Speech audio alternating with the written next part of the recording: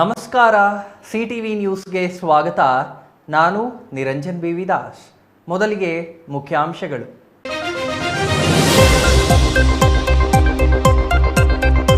ಹೈನು ರೈತರಿಗೆ ಕಡಿತಗೊಳಿಸಿರುವ ₹2 ನೀಡದಿದ್ದರೆ ತೀವ್ರ ಹೋರಾಟದ ಎಚ್ಚರಿಕೆ ನೀಡಿದ ಸಂಸದ ಡಾಕ್ಟರ್ ಕೆ ಸುಧಾಕರ್. ಕೊಚ್ಚಿಮೂಲ್ನಲ್ಲಿ ₹2 ಕಡಿತಕ್ಕೆ ಸಂಸದರಿಂದ ಖಂಡನೆ. ಪುಷ್ಪ ಮಂಡಳಿ ರೈಲ್ವೆ ಯೋಜನೆಗಳಿಗಾಗಿ ಕೇಂದ್ರಕ್ಕೆ ಮನವಿ.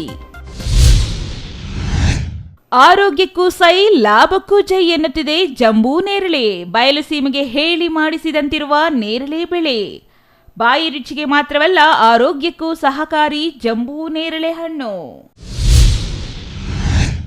ನಂಜನಗೂಡು ಪಾಳು ಬಿದ್ದ ಬದನವಾಳು ಉಪ ಪೊಲೀಸ್ ಠಾಣೆಗೆ ಕಾಯಕಲ್ಪ ಕಲ್ಪಿಸುವವರೇ ಗೃಹ ಸಚಿವರು.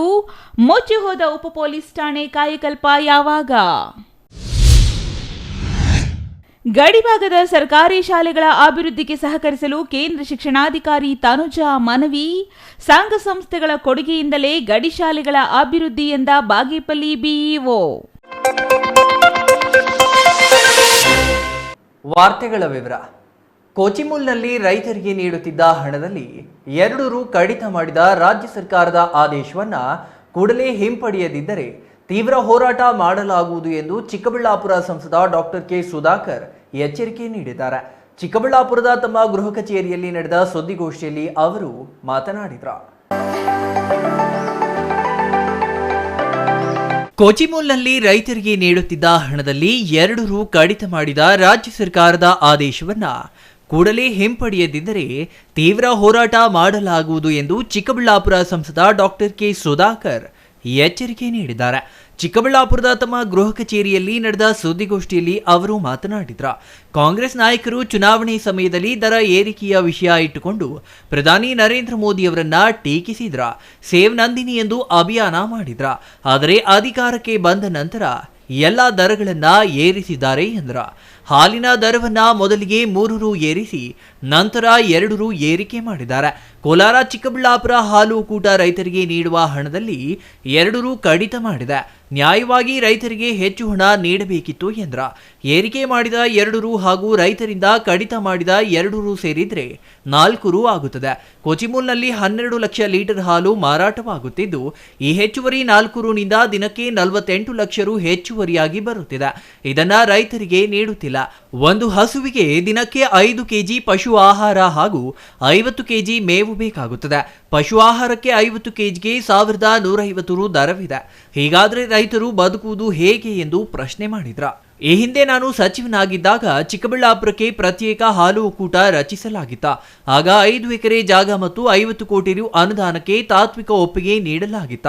ಇಷ್ಟೆಲ್ಲ ಮಾಡಿದ್ರೂ ಹಾಲು ಒಕ್ಕೂಟವನ್ನ ರದ್ದು ಮಾಡಲಾಗಿತ್ತ. ಈಗ ಸರ್ಕಾರ ಮತ್ತೆ ಪ್ರತ್ಯೇಕ ಒಕ್ಕೂಟ ಮಾಡಲು ಪ್ರಯತ್ನ ಆರಂಭಿಸಿದೆ. ಇದನ್ನ ಸುಸಜ್ಜಿತವಾಗಿ ಮಾಡಲಿ ಎಂದ್ರ. ಕೊಚಿಮೂಲ್ನಲ್ಲಿ ಅಧ್ಯಕ್ಷ ಕೆವೈ ನಂಜೇಗೌಡರ ಅವಧಿ ಮುಗಿದ ನಂತರವೂ ಚುನಾವಣೆ ಮುಂದೂಡಲಾಗುತ್ತಿದೆ. ನೇಮಕಾತಿಯಲ್ಲಿ ಬ್ರಹ್ಮಾಂಡ ಭ್ರಷ್ಟಾಚಾರ ಮಾಡಿ ಜಾರಿ ನಿರ್ದೇಶನಾಲಯ ತನಿಖೆ ನಡೆಸುತ್ತಿದೆ. ಒಕ್ಕೂಟವನ್ನ ಹೇಗೆ ನಡೆಸಬೇಕು ಎಂಬ ಬಗ್ಗೆ ಅಧ್ಯಕ್ಷರಿಗೆ ಅಥವಾ ಸರ್ಕಾರಕ್ಕೆ ಖಚಿತತೆ ಇಲ್ಲ ಎಂದು ದೂರಿದ್ರ. ವಿಶೇಷವಾಗಿ ಗ್ರಾಹಕರಿಗೆ ಹಾಲಿನ ದರ ಹೆಚ್ಚಿಗೆ ಮಾಡಿರುವಂಥದ್ದು ₹2 ಹೆಚ್ಚಿಗೆ ಮಾಡಿದ್ದಾರೆ. ಬಹುಶಃ ತಮಗೆಲ್ಲ ಗೊತ್ತಿದೆ, ಕಾಂಗ್ರೆಸ್ ಸರ್ಕಾರ ಈ ರಾಜ್ಯದಲ್ಲಿ ಗ್ಯಾರಂಟಿ ಹೆಸರಿನಲ್ಲೇ ಬಂತು. ಅವರು ಬಂದ ಮೇಲೆ ಒಂದೊಂದೇ ಎಲ್ಲ ಬೆಲೆಗಳನ್ನು ಏರಿಕೆ ಮಾಡ್ಕೊಂಡು ಬಂದರು. ಚುನಾವಣೆ ಸಂದರ್ಭದಲ್ಲಿ ಸೇವ್ ನಂದಿನಿ ಅಂತ ಕೂಡ ಒಂದು ಶೀರ್ಷಿಕೆ ಕೊಟ್ಟು ಅದರ ಮೇಲೆ ಕೂಡ ನರೇಟಿವ್ ಬಿಲ್ಡ್ ಮಾಡೋಕ್ಕೆ ಪ್ರಯತ್ನ ಮಾಡಿ, ಉಳಿಸಿ ನಂದಿನಿನ ಉಳಿಸಿ ಅಂತ. ಏನೋ BJPಯವರು ನಂದಿನ ಹಾಳು ಮಾಡಿಬಿಡ್ತಾರೆ. 23 ಆಗಸ್ಟ್ನಲ್ಲಿ ಮೊದಲನೇ ಸಲ ಹಾಲು ದರ ಏರಿಕೆ ಮಾಡಿದರು. ಎಷ್ಟು ಮಾಡಿದರು? ₹3 ಮಾಡಿದರು. 1 ಲೀಟರ್ಗೆ ಹಾಲಿನ ದರ ₹3 ಜಾಸ್ತಿ ಮಾಡಿದರು. ಈಗ ಮೊನ್ನೆ ನೋಡಿದ್ದೀರಿ ₹2 ಜಾಸ್ತಿ ಮಾಡಿದ್ದಾರೆ. ಅಲ್ಲಿಗೆ ₹5 ಆಯಿತು ಇದೇ ವರ್ಷದಲ್ಲಿ. ಈ ಕೋಮಲ್ನ ಪುಣ್ಯಾತ್ಮರು ಇಲ್ಲಿ ಕೋಲಾರ ಚಿಕ್ಕಬಳ್ಳಾಪುರ ಜಿಲ್ಲೆಯಲ್ಲಿ ಹಾಲು ಒಕ್ಕೂಟ ಇಲ್ಲಿ ಏನು ಮಾಡಿದ್ದಾರೆ, ನಮ್ಮ ರೈತರಿಗೆ ಕೊಡುವಂಥ ದರ ಏನಿದೆ ಅದರಲ್ಲಿ ₹2 1 ಲೀಟ್ರಿಗೆ ಕಡಿಮೆ ಮಾಡಿದ್ದಾರೆ. ಅಲ್ರಿ, ಇವತ್ತು ನನಗೆ ರೈತರು ಹೇಳ್ತಾರೆ, ಒಂದು ಹಸುಗೆ ಒಂದು ದಿನ ಹಸುಗೆ 5 kg ಪಶು ಆಹಾರ ಬೇಕು ಅಂತ ಹೇಳಿದ್ದಾರೆ. ಇದರ ಜೊತೆಗೆ ಒಂದು ಹಸುವಿಗೆ 25ರಿಂದ 50 kg ಮೇವು ಬೇಕು. ಮತ್ತು ಪಶು ಆಹಾರದ ದರ 50 kgಗೆ ಎಷ್ಟಿದೆ ಇವತ್ತು? 1150 ರೂಪಾಯಿ. ಹೆಂಗೆ ರೈತರು ಉದ್ಧಾರ ಆಗೋದು? ಅದಕ್ಕೆ ನಾನು ಆಗ್ರಹ ಮಾಡ್ತೀನಿ ಸರ್ಕಾರಕ್ಕೆ, ಈ 2 ರೂಪಾಯಿ ಏನು ಕಡಿಮೆ ಮಾಡಿದ್ದೀರಾ, ಈ ಆದೇಶವನ್ನು ಜುಲೈಯಿಂದ ಅದು ಚಾಲ್ತಿಯಲ್ಲಿ ಬರುತ್ತೆ ಅಂತ ಹೇಳಿದ್ದಾರೆ. ಇದನ್ನು ತಕ್ಷಣ ಈ ಆದೇಶವನ್ನು ರದ್ದು ಮಾಡಬೇಕು. ಇಲ್ಲಾಂದರೆ ನಾವು ರಸ್ತೆಗೆ ಇಳಿಬೇಕಾಗ್ತದೆ, ರೈತರ ಪರವಾಗಿ ಹೋರಾಟ ಮಾಡಬೇಕಾಗ್ತದೆ. ನಾನು ಈಗಾಗಲೇ ಹಮ್ಮಿಕೊಳ್ತೀನಿ, ನಮ್ಮೆಲ್ಲ ಮುಖಂಡರುಗಳು, ಎರಡೂ ಜಿಲ್ಲೆಯ ನಮ್ಮ ಮುಖಂಡರುಗಳು BJP ಹಾಗೂ JDSನ ನಾಯಕರುಗಳ ಜೊತೆ ನಾನು ಮಾತನಾಡ್ತೇನೆ. ಹೋರಾಟದ ರೂಪುರೇಷೆ ಹೇಗೆ ಅನ್ನೋದು ಕೂಡ ಅವರೆಲ್ಲರ ಜೊತೆ ಚರ್ಚೆ ಮಾಡಿ ಹೋರಾಟಕ್ಕೆ ಇಳಿತೀವಿ. SC/STಗೆ ಸೇರಿದ 14,000 ಕೋಟಿ ರೂಪಾಯಿಯನ್ನ ಕಾಂಗ್ರೆಸ್ ಸರ್ಕಾರ ಗ್ಯಾರಂಟಿಗಳಿಗೆ ಬಳಸಿ ಅನ್ಯಾಯ ಮಾಡಿದೆ. ಇನ್ನು ದಲಿತ ಸಂಘಟನೆಗಳು ಮನೆಯಲ್ಲಿ ಕೂರದೆ ರಸ್ತೆಗಿಳಿದು ಪ್ರತಿಭಟನೆ ಮಾಡಬೇಕು. ಇದಕ್ಕೆ ಬಿಜೆಪಿ ಸದಾ ಬೆಂಬಲ ನೀಡಲಿದೆ ಎಂದು ಹೇಳಿದರು. ಸಂಸತ್ತಿನಲ್ಲಿ ಶಾಶ್ವತ ನೀರಾವರಿ ಕುರಿತು ಮನವಿ ಮಾಡಿದ್ದೇನೆ, ಆದರೆ ಕಾಂಗ್ರೆಸ್ನವರ ಪ್ರತಿಭಟನೆಯಿಂದಾಗಿ ಅದು ಚರ್ಚೆಗೆ ಬಂದಿಲ್ಲ. ಇದರ ಜೊತೆಗೆ ಪುಷ್ಪ ಮಂಡಳಿ ಆರಂಭಕ್ಕೆ ಮನವಿ ಮಾಡಿದ್ದೇನೆ. ಹೂ ಕೃಷಿಯಲ್ಲಿ 800 ಕೋಟಿಗೂ ಅಧಿಕ ವಹಿವಾಟು ನಡೆದಿದ್ದು, ಇಡೀ ದೇಶಕ್ಕೆ ಪುಷ್ಪ ಮಂಡಳಿ ಬೇಕಿದೆ. ಚಿಕ್ಕಬಳ್ಳಾಪುರದಲ್ಲಿ ಇದು ಸ್ಥಾಪನೆಯಾದರೆ ರೈತರಿಗೆ ಅನುಕೂಲವಾಗುತ್ತದೆ ಎಂದು ಕೋರಿದ್ದೇನೆ. ಅದಕ್ಕೆ ಉತ್ತರ ಶೀಘ್ರ ಸಿಗಲಿದೆ ಎಂದು ತಿಳಿಸಿದರು. ಬೆಂಗಳೂರಿನಿಂದ ಹೈದರಾಬಾದ್ಗೆ ಹೋಗುವ 500 ಕಿಲೋಮೀಟರ್ ಉದ್ದದ ರಾಷ್ಟ್ರೀಯ ಹೆದ್ದಾರಿಯನ್ನ 10 ಪಥದ ರಸ್ತೆಯಾಗಿ ವಿಸ್ತರಿಸುವಂತೆ ಕೇಂದ್ರ ಸಚಿವ ನಿತಿನ್ ಗಡ್ಕರಿ ಅವರಿಗೆ ಕೋರಿದ್ದು, ಅವರು ತಾತ್ವಿಕ ಒಪ್ಪಿಗೆ ನೀಡಿದ್ದಾರೆ. ಇದನ್ನ 5 ಪ್ಯಾಕೇಜ್ಗಳಾಗಿ ಮಾಡುವಂತೆ ಅವರು ಸೂಚನೆ ನೀಡಿದ್ದಾರೆ. ರೈಲ್ವೆ ಸಚಿವರು ಹಾಗೂ ಮಂಡಳಿಯನ್ನ ಭೇಟಿ ಮಾಡಿ ಚಿಕ್ಕಬಳ್ಳಾಪುರದಿಂದ ಪುಟ್ಟಪರ್ತಿ ಹೊಸ ಮಾರ್ಗ ನಿರ್ಮಾಣಕ್ಕೆ ಮನವಿ ಮಾಡಿದ್ದೇನೆ. ಅದರ ಜೊತೆಗೆ ಇನ್ನಷ್ಟು ಹೊಸ ಮಾರ್ಗಗಳಿಗೆ ಕೋರಿದ್ದೇನೆ. 44 ಕಿಲೋಮೀಟರ್ ಉದ್ದದ ಚಿಕ್ಕಬಳ್ಳಾಪುರದಿಂದ ಗೌರಿಬಿದನೂರು ಹಾಗೂ 103 ಕಿಲೋಮೀಟರ್ ಉದ್ದದ ಚಿಕ್ಕಬಳ್ಳಾಪುರದಿಂದ ಶ್ರೀ ಸತ್ಯಸಾಯಿ ಪ್ರಶಾಂತಿ ನಿಲಯ ಮಾರ್ಗದ ನಿರ್ಮಾಣಕ್ಕೆ ಒತ್ತು ನೀಡಿ ಮನವಿ ಮಾಡಿದ್ದೇನೆ ಎಂದರು. ನಗರೋತ್ಥಾನ 4ನೇ ಹಂತದಡಿ 50 ಕೋಟಿ ರು ಕ್ರಿಯಾ ಯೋಜನೆಗೆ ಅನುಮೋದನೆ ನೀಡಲಾಗಿದೆ. ಕಾಂಗ್ರೆಸ್ ಸರ್ಕಾರ ಇದನ್ನ ರದ್ದುಪಡಿಸಿತ್ತ. ಸ್ಥಳೀಯ ಶಾಸಕರು ನಗರಕ್ಕೆ 1 ರೂಪಾಯಿ ಕೂಡ ತಂದಿಲ್ಲ. ನಗರದ ಬಗ್ಗೆ ಯಾವುದೇ ಮುನ್ನೋಟವಿಲ್ಲದೆ ಟೆಂಡರ್ ರೂಪಿಸಿ ಈಗ ನಾವೇ 50 ಕೋಟಿ ರು ತಂದಿದ್ದು ಎಂದು ಹೇಳಿಕೊಳ್ಳುತ್ತಿದ್ದಾರೆ. ಹಿಂದಿನ ಕಾಮಗಾರಿಗಳನ್ನೇ ಮತ್ತೆ ಕೈಗೆತ್ತಿಕೊಂಡಿರುವುದಕ್ಕೆ ಏನು ಕಾರಣ ಎಂದರೆ ಅದಕ್ಕೆ ಗುತ್ತಿಗೆದಾರರು ಉತ್ತರ ಹೇಳುತ್ತಾರೆ. ಬಿಜೆಪಿ ಮಾಡಿದ್ದನ್ನೇ ಮರಳಿ ಮಾಡುವ ಬದಲು ಹೊಸದಾಗಿ ಅನುದಾನ ತನ್ನಿ ಎಂದು ಒತ್ತಾಯಿಸಿದ್ರು. ಹಾದಿ ಹೋಗುವಂಥ ರಾಷ್ಟ್ರೀಯ ಹೆದ್ದಾರಿ 7 ಹೈದರಾಬಾದ್ನವರೆಗೂ ಸುಮಾರು 500 ಕಿಲೋಮೀಟರ್ಗಳಿದೆ. ನಾನು ಈ ರಸ್ತೆಯನ್ನು 10 ಲೇನ್ ಮಾಡಬೇಕು ಅಂತ ಮನವಿ ಮಾಡಿದ್ದೇನೆ. ಸ್ಥಳದಲ್ಲೇ ನಮ್ಮ ನಿತಿನ್ ಗಡ್ಕರಿ ಸಾಹೇಬರು ತಾತ್ವಿಕ ಒಪ್ಪಿಗೆ ಕೊಟ್ಟಿದ್ದಾರೆ. ತಾತ್ವಿಕ ಒಪ್ಪಿಗೆ ಕೊಟ್ಟು ಎಲ್ಲ ಕನ್ಸರ್ನ್ಡ್ ಆಫೀಸರ್ಸ್ಗೆ ಹೇಳಿ ಇದನ್ನು 5 ಪ್ಯಾಕೇಜ್ ಮಾಡಿ ಅಂತ ಹೇಳಿದ್ದಾರೆ. 100 ಕಿಲೋಮೀಟ್ರ್ ಅಂತೇಳಿ 5 ಪ್ಯಾಕೇಜನ್ನು ಮಾಡಿ ನೀವು ಇದನ್ನು ತಕ್ಷಣ ಕೈಗೆತ್ತಿಕೊಳ್ಳಿ, ಇದು ಭಾಳ ಮುಖ್ಯವಾಗಿರುವಂಥ ರಸ್ತೆ ಅಂತ ಹೇಳಿದ್ದಾರೆ. ರೈಲ್ವೆ ಮಂತ್ರಿಗಳನ್ನು ಭೇಟಿ ಮಾಡಿದ್ದೇನೆ. ರೈಲ್ವೆ ಬೋರ್ಡಲ್ಲಿ ಭಾಳ ಮುಖ್ಯ, ಅವರ ಚೇರ್ಮನ್ನು ಕೂಡ ಭೇಟಿ ಮಾಡಿ ಅನೇಕ ವರ್ಷಗಳ ನೆನೆಗುದಿಗೆ ಬಿದ್ದಿರ್ತಕ್ಕಂಥ ಚಿಕ್ಕಬಳ್ಳಾಪುರ ಪುಟ್ಟಪರ್ತಿ ಲೈನ್, ಹೊಸ ಲೈನ್, ಅದು ಹಳೆ ಲೈನ್ಗೆ ಈಗ ಟ್ರೈನ್ ಹಾಕೋದೇ ಕಷ್ಟ ಆಗ್ತಾಯಿದೆ. ಆದರೆ ಹೊಸ ಲೈನ್ ಮಾಡಲಿಕ್ಕೆ ಅವರಿಗೆ ಸ್ವಲ್ಪ ಕಷ್ಟ ಆಗಿದೆ. ಆದರೂ ಕೂಡ ನಾನು ಹೇಳಿದೆ 20-30 ವರ್ಷದಿಂದ ಇದಾಗಲಿಲ್ಲ. ಅದರಿಂದ ಸಂಪರ್ಕ ವ್ಯವಸ್ಥೆನೇ ನಮ್ಮ ಭಾಗದಲ್ಲಿ ರೈಲ್ವೆ ಸ್ಕೀಮ್ಸೇ ಸರಿಯಾಗಿ ಆಗಿಲ್ಲ ಅಂಥೇಳಿ ಸುಮಾರು 10-12 ಪ್ರಪೋಸಲ್ಸ್ ಕೊಟ್ಟಿದ್ದೆ. ನಮ್ಮ ಸೋಮಣ್ಣವ್ರ ಜೊತೆ ಕೂಡ ವಿಶೇಷವಾಗಿ ಮಾತನಾಡಿದ್ದೇವೆ. ಮಾನ್ಯ ಕುಮಾರಸ್ವಾಮಿ ಅವರು, ನಮ್ಮ ಕೇಂದ್ರ ಸಚಿವರು, ಅವರು, ನಾವು ಮತ್ತು ಸೋಮಣ್ಣವರು ಕೂಡ ಮುಂದಿನ ದಿನಗಳಲ್ಲಿ ಮಾತಾಡಿ ಎಷ್ಟು ಬೇಗ ಯಾವ ಯೋಜನೆಯಿಂದ ಚಿಕ್ಕಬಳ್ಳಾಪುರ, ಕೋಲಾರ, ಗ್ರಾಮಾಂತರ, ರಾಮನಗರ, ತುಮಕೂರು ಈ ಭಾಗಕ್ಕೆ ನೀರನ್ನು ಬೇಗ ತರಲಿಕ್ಕೆ ಸಾಧ್ಯ ಇದೆ, ಅದನ್ನು ಸ್ವಲ್ಪ ನಾವೆಲ್ಲ ಫೀಸಿಬಿಲಿಟಿ ಸ್ಟಡಿಯನ್ನು ಮಾಡ್ತಾಯಿದ್ದೀವಿ. News bureau, CTV news, Chikkaballapur. Praveen, CTV news, Chikkaballapur. ಯಾವುದೋ ಕೇಳ್ಬಿಟ್ಟು ಹಾಕೊಳ್ರಪ್ಪ. ಬಯಲು ಸೀಮೆ ಕುಡಿಯಲು ಮಾತ್ರವಲ್ಲ, ತೊಳೆಯಲು ನೀರಿಲ್ಲದ ಪ್ರದೇಶ ಎಂಬ ಕುಖ್ಯಾತಿಗೆ ಪಾತ್ರವಾದ ನೆಲ. ಇದಕ್ಕೆ ಜೊತೆಯಾಗಿ HN ವ್ಯಾಲಿ ಎಂಬ ವಿಷಕಾರಿ ನೀರು ಬಂತಲ್ಲ. ಇದರಿಂದ ಬೆಂಗಳೂರಿಗರು ಚಿಕ್ಕಬಳ್ಳಾಪುರದ ತರಕಾರಿ ಎಂದರೆ ಬೆಚ್ಚಿ ಬೀಳುತ್ತಿದ್ದಾರೆ. ಹಣ್ಣು, ಹೂವು, ತರಕಾರಿ, ಕೋಳಿ, ಕುರಿ ಹೀಗೆ ಇಲ್ಲಿ ಎಲ್ಲವೂ ಲಭ್ಯ. ದೇಶಕ್ಕೆ ಇಷ್ಟು ನೀಡುತ್ತಿರುವ ಈ ಜಿಲ್ಲೆಗೆ ನೀರು ನೀಡಲು ಮಾತ್ರ ಸರ್ಕಾರಗಳಿಗೆ ಸಾಧ್ಯವಾಗದಿರೋದು ವಿಪರ್ಯಾಸ.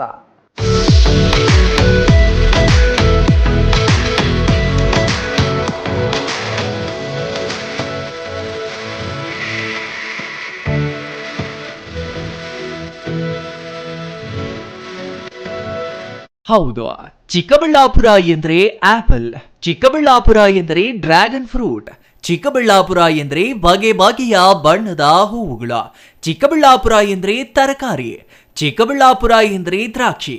ಅಬ್ಬಬ್ಬಾ, ಹೀಗೆ ಹೇಳುತ್ತಾ ಹೋದ್ರೆ ಗಂಟೆಗಟ್ಟಲೆ ಹೇಳುವಷ್ಟು ಸಾಧನೆ ನಮ್ಮ ಚಿಕ್ಕಬಳ್ಳಾಪುರ ಜಿಲ್ಲೆಯ ರೈತರು ಮಾಡಿದ್ದಾರೆ. ಆದರೆ ಅಂತಹ ರೈತನಿಗೆ ಕುಡಿಯಲು ಮತ್ತು ಕೃಷಿಗೆ ನೀರು ನೀಡುವಲ್ಲಿ ಮಾತ್ರ ಆಸಕ್ತಿ ತೋರೇ ಇಲ್ಲ. ಆದರೂ ಹಠಕ್ಕೆ ಬಿದ್ದವರಂತೆ ಕೃಷಿ ಮಾಡುತ್ತಿರುವ ರೈತರು ಸರ್ಕಾರಗಳೇ ನಾಚುವಂತೆ ಬೆಳೆ ತೆಗೆಯುತ್ತಿರುವುದು ಮಾತ್ರ ವಿಶೇಷ. ಜಿಲ್ಲೆಯಲ್ಲಿ ಏನಿಲ್ಲ ಹೇಳಿ, ಇಲ್ಲಿ ಡ್ರ್ಯಾಗನ್ ಫ್ರೂಟ್, ಆಪಲ್, ದ್ರಾಕ್ಷಿ, ಬಗೆ ಬಗೆಯ ಹೂವುಗಳು ಹೀಗೆ ತನ್ನದೇ ಆದ ಛಾಪು ಮೂಡಿಸಿದ ಚಿಕ್ಕಬಳ್ಳಾಪುರದ ರೈತ ಇದೀಗ ನೇರಳೆಯತ್ತ ಆಸಕ್ತಿ ತೋರಿದ್ದಾನೆ. ಈಗ ನೇರಳೆಯಲ್ಲಿಯೂ ಬಗೆ ಬಗೆಯ ತಳಿಗಳು ಬಂದಿದ್ದು ಅವುಗಳ ಬಣ್ಣ ರುಚಿಯಿಂದಲೇ ಆಕರ್ಷಣೀಯವಾಗಿವೆ. ಮೊದಲೇ ಬಯಲು ಸೀಮೆ ಪ್ರದೇಶ, ಇಲ್ಲಿ ಸುರಿಯೋ ಮಳೆಯ ಪ್ರಮಾಣವೂ ಕಡಿಮೆ, ಇನ್ನು ನದಿ ನಾಲೆಗಳಿಲ್ಲ, ಶಾಶ್ವತ ನೀರಾವರಿ ಯೋಜನೆಗಳೂ ಇಲ್ಲ. ಆದರೂ ಇವೆಲ್ಲ ಬೆಳೆಯುತ್ತಾರೆಂದರೆ ಈ ರೈತರು ಇಸ್ರೇಲ್ ರೈತರನ್ನೇ ಮೀರಿಸುತ್ತಾರೆ ಎಂದರೆ ತಪ್ಪಾಗಲಾರದ.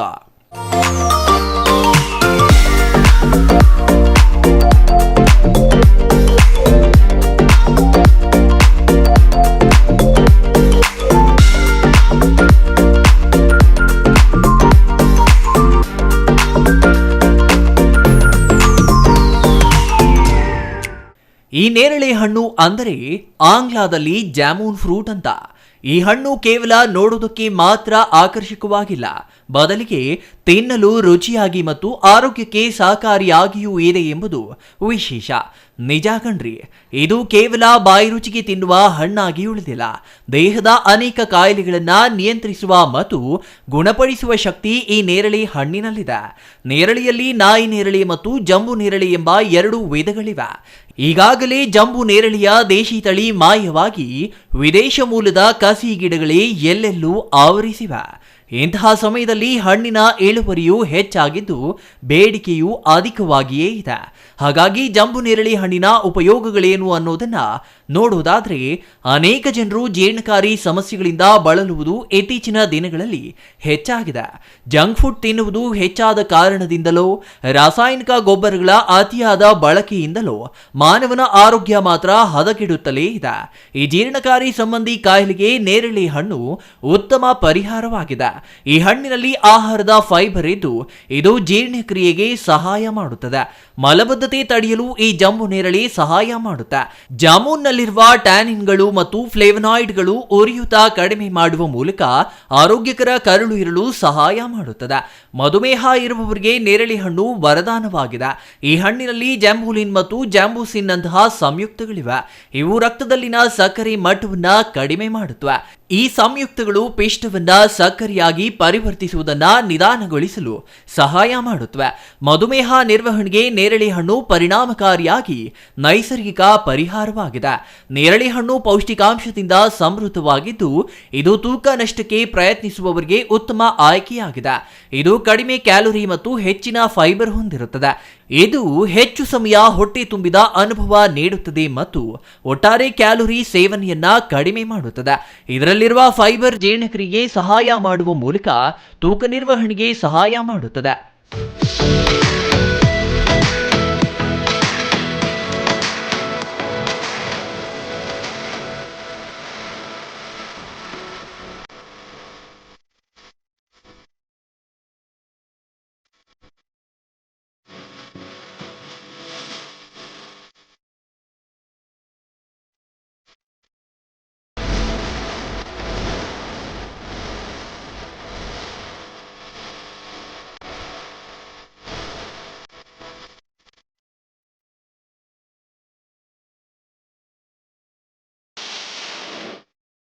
ನೇರಳೆ ಹಣ್ಣು ಸೇವನೆ ಹೃದಯಕ್ಕೆ ತುಂಬಾ ಪ್ರಯೋಜನಕಾರಿ.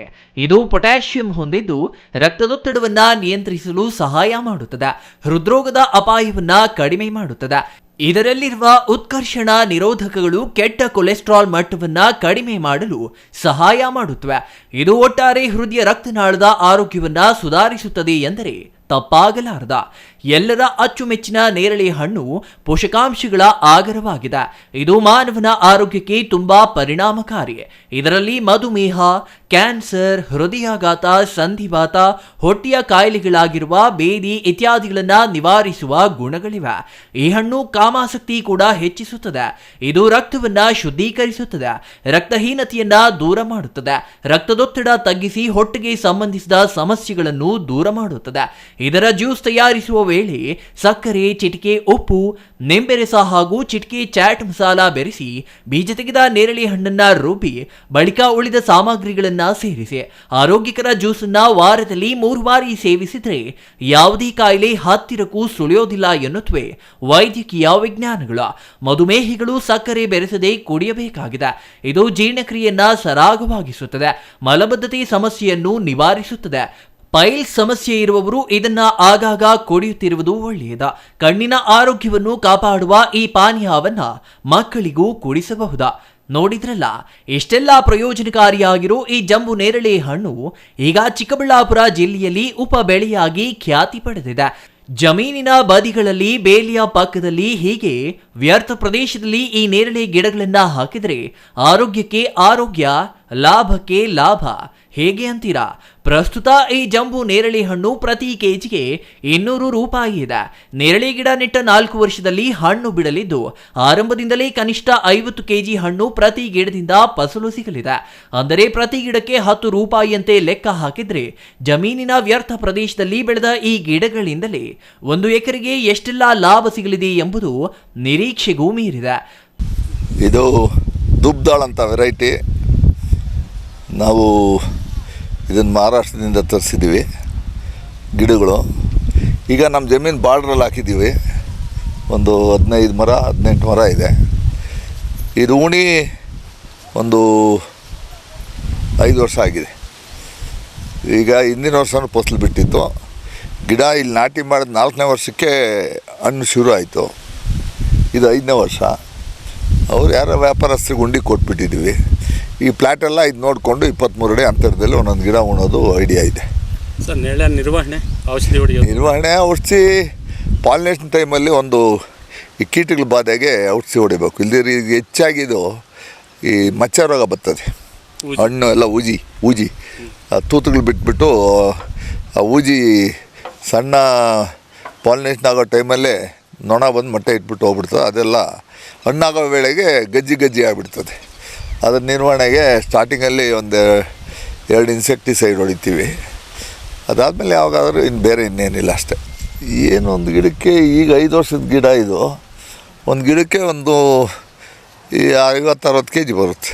ಬಾದು ಬೇಲಿಯ ಪಕ್ಕದಲ್ಲಿ ಜಂಬು ನೇರಳೆ ಗಿಡಗಳನ್ನ ಹಾಕಿ ಜಮೀನಿನಲ್ಲಿ ಇತರೆ ತೋಟಗಾರಿಕಾ ಬೆಳೆಗಳನ್ನ ಬೆಳೆಯಬಹುದಾಗಿದೆ. ಹಾಗೆ ಬೆಳೆದರೂ ಎಕರೆಗೆ ಕನಿಷ್ಠ 150 ಗಿಡ ಹಾಕಬಹುದಾಗಿದೆ. ಅಂದರೆ ಪ್ರತಿ ಎಕರೆಗೆ 15 ಲಕ್ಷ ಗಳಿಸಬಹುದಾಗಿದೆ. ಇದಕ್ಕೆ ಊಜಿ ಬಿಟ್ಟರೆ ಇತರೆ ರೋಗ ಬಾಧೆಯೂ ಇಲ್ಲ. ಇದರಿಂದ ಹೆಚ್ಚು ಕೀಟನಾಶಕದಂತಹ ಔಷಧಿಗಳನ್ನ ಸಿಂಪಡಿಸಬೇಕಾದ ಅಗತ್ಯವೂ ಇಲ್ಲ. ಜೊತೆಗೆ ಇದಕ್ಕಾಗಿಯೇ ನೀರು ಹಾಯಿಸಬೇಕಾದ ಹೊಣೆಯೂ ಇಲ್ಲ. ಯಾಕೆಂದರೆ ಜಮೀನಿನಲ್ಲಿ ಬೆಳೆದಿರುವ ಬೆಳೆಗಳಿಗೆ ಹಾಯಿಸಿದ ನೀರೇ ಇದಕ್ಕೂ ಸಾಕಾಗುತ್ತದೆ. ಇನ್ನು ಮಾರುಕಟ್ಟೆಯ ಚಿಂತೆಯೇ ಇಲ್ಲ. ಯಾಕೆಂದರೆ ತೋಟಗಳಿಗೆ ಬಂದು ಮರಗಳನ್ನ ಖರೀದಿಸುವವರು ಇದ್ದಾರೆ. ಜಂಬು ನೇರಳೆ ಹಣ್ಣು ಬಿಟ್ಟಿದೆ ಎಂದರೆ ದೂರದ ಪ್ರದೇಶಗಳಿಂದ ಬಂದು ತೋಟ ಖರೀದಿಸಿ ಅವರೇ ಹಣ್ಣು ಕೊಯ್ಲಿ ಮಾಡಿ ಕೊಂಡೊಯ್ಯುತ್ತಾರೆ. ಹಾಗಾಗಿ ಇದಕ್ಕೆ ಮಾರುಕಟ್ಟೆ ಚಿಂತೆಯೂ ಇಲ್ಲ. ಒಟ್ಟಿನಲ್ಲಿ ಜಂಬು ನೇರಳೆ ಎಂಬುದು ರೈತನ ಪಾಲಿಗೆ ವರದಾನವಾಗಿದ್ರೆ ಜನರ ಪಾಲಿಗೆ ಆರೋಗ್ಯಕರ ಹಣ್ಣಾಗಿ ಖ್ಯಾತಿ ಪಡೆದಿದೆ. Praveen, CTV news, Chikkaballapur. ದಿವಂಗತ ಶ್ರೀನಿವಾಸ್ ಪ್ರಸಾದ್ ಹಾಗೂ ದಿವಂಗತ ಧ್ರುವನಾರಾಯಣ್ ಅವರ ನಿರಂತರ ಒತ್ತಡಕ್ಕೆ ಮಣಿದ ಸರ್ಕಾರ ಸ್ಥಾಪಿಸಿದ ಬದನವಾಳು ಉಪ ಪೊಲೀಸ್ ಠಾಣೆ ಅವಸಾನದ ಅಂಚಿಗೆ ತಲುಪಿದೆ. ಪೊಲೀಸ್ ಇಲಾಖೆ ನಿರ್ಲಕ್ಷ್ಯಕ್ಕೆ ಒಳಗಾಗಿ ನಿರುಪಯುಕ್ತವಾಗಿ ಪಾಳು ಬಿದ್ದಿದೆ. ಲಕ್ಷಾಂತರ ರೂಪಾಯಿ ವೆಚ್ಚ ಮಾಡಿ ನಿರ್ಮಿಸಿದ ಸುಸಜ್ಜಿತ ಕಟ್ಟಡ ಬಳಕೆಗೆ ಬಾರದೆ ಮೂಕ ವೇದನೆ ಅನುಭವಿಸುತ್ತಿದೆ. ಕಿಡಿಗೇಡಿಗಳು, ಸಮಾಜಘಾತಕರಿಗೆ ಸಿಂಹ ಸ್ವಪ್ನವಾಗಿದ್ದ ಠಾಣೆ ಇದೀಗ ಕೇಳುವವರಿಲ್ಲದೆ ಅಸ್ತಿತ್ವಕ್ಕಾಗಿ ಎದುರು ನೋಡುತ್ತಿದೆ.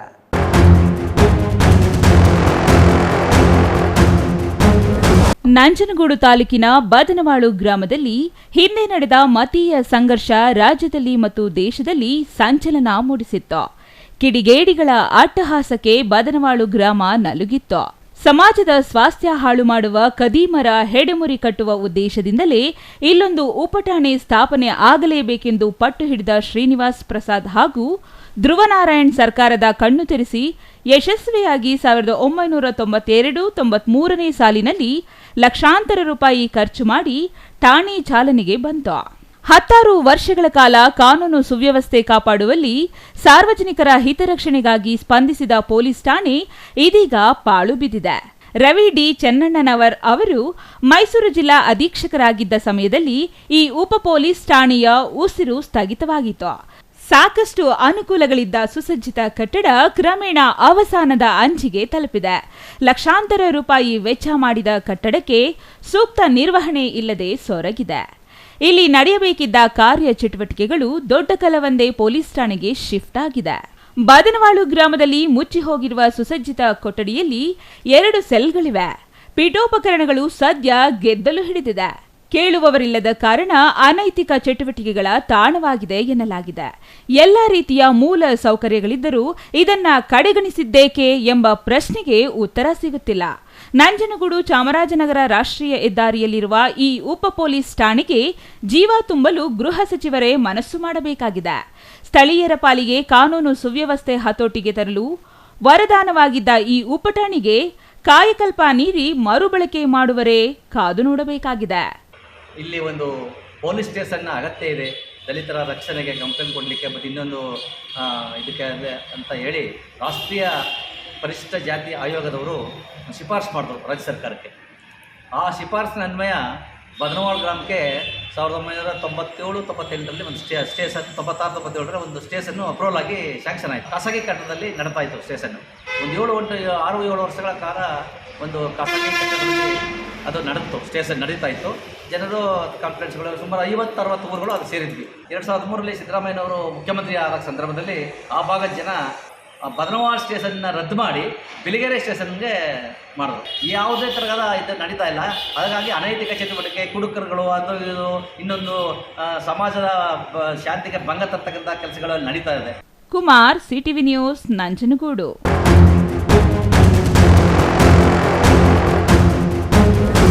ಬಾಗೇಪಲ್ಲಿ ತಾಲೂಕಿನ ಹಲವಾರು ಸರ್ಕಾರಿ ಶಾಲೆಗಳ ಅಭಿವೃದ್ಧಿಗೆ ಬೆಂಗಳೂರು ಮೂಲದ ಸ್ವಯಂ ಸೇವಾ ಸಂಸ್ಥೆಗಳ ಕೊಡುಗೆ ಅಪಾರ ಎಂದು ಕ್ಷೇತ್ರ ಶಿಕ್ಷಣಾಧಿಕಾರಿ ತನುಜಾ ಅಭಿಪ್ರಾಯಪಟ್ಟರು. ತಾಲೂಕಿನ ಮೆಟ್ಟಿಮರಿ ಸರ್ಕಾರಿ ಹಿರಿಯ ಪ್ರಾಥಮಿಕ ಶಾಲೆಯಲ್ಲಿ ಯುನೈಟೆಡ್ ವೇ ಮತ್ತು ಪ್ರೋಸರ್ವ್ ಸಂಸ್ಥೆಗಳಿಂದ ನೂತನವಾಗಿ ನಿರ್ಮಿಸಿದ ತರಗತಿ ಕೊಠಡಿಗಳ ಉದ್ಘಾಟನೆಯಲ್ಲಿ ಅವರು ಮಾತನಾಡಿದರು.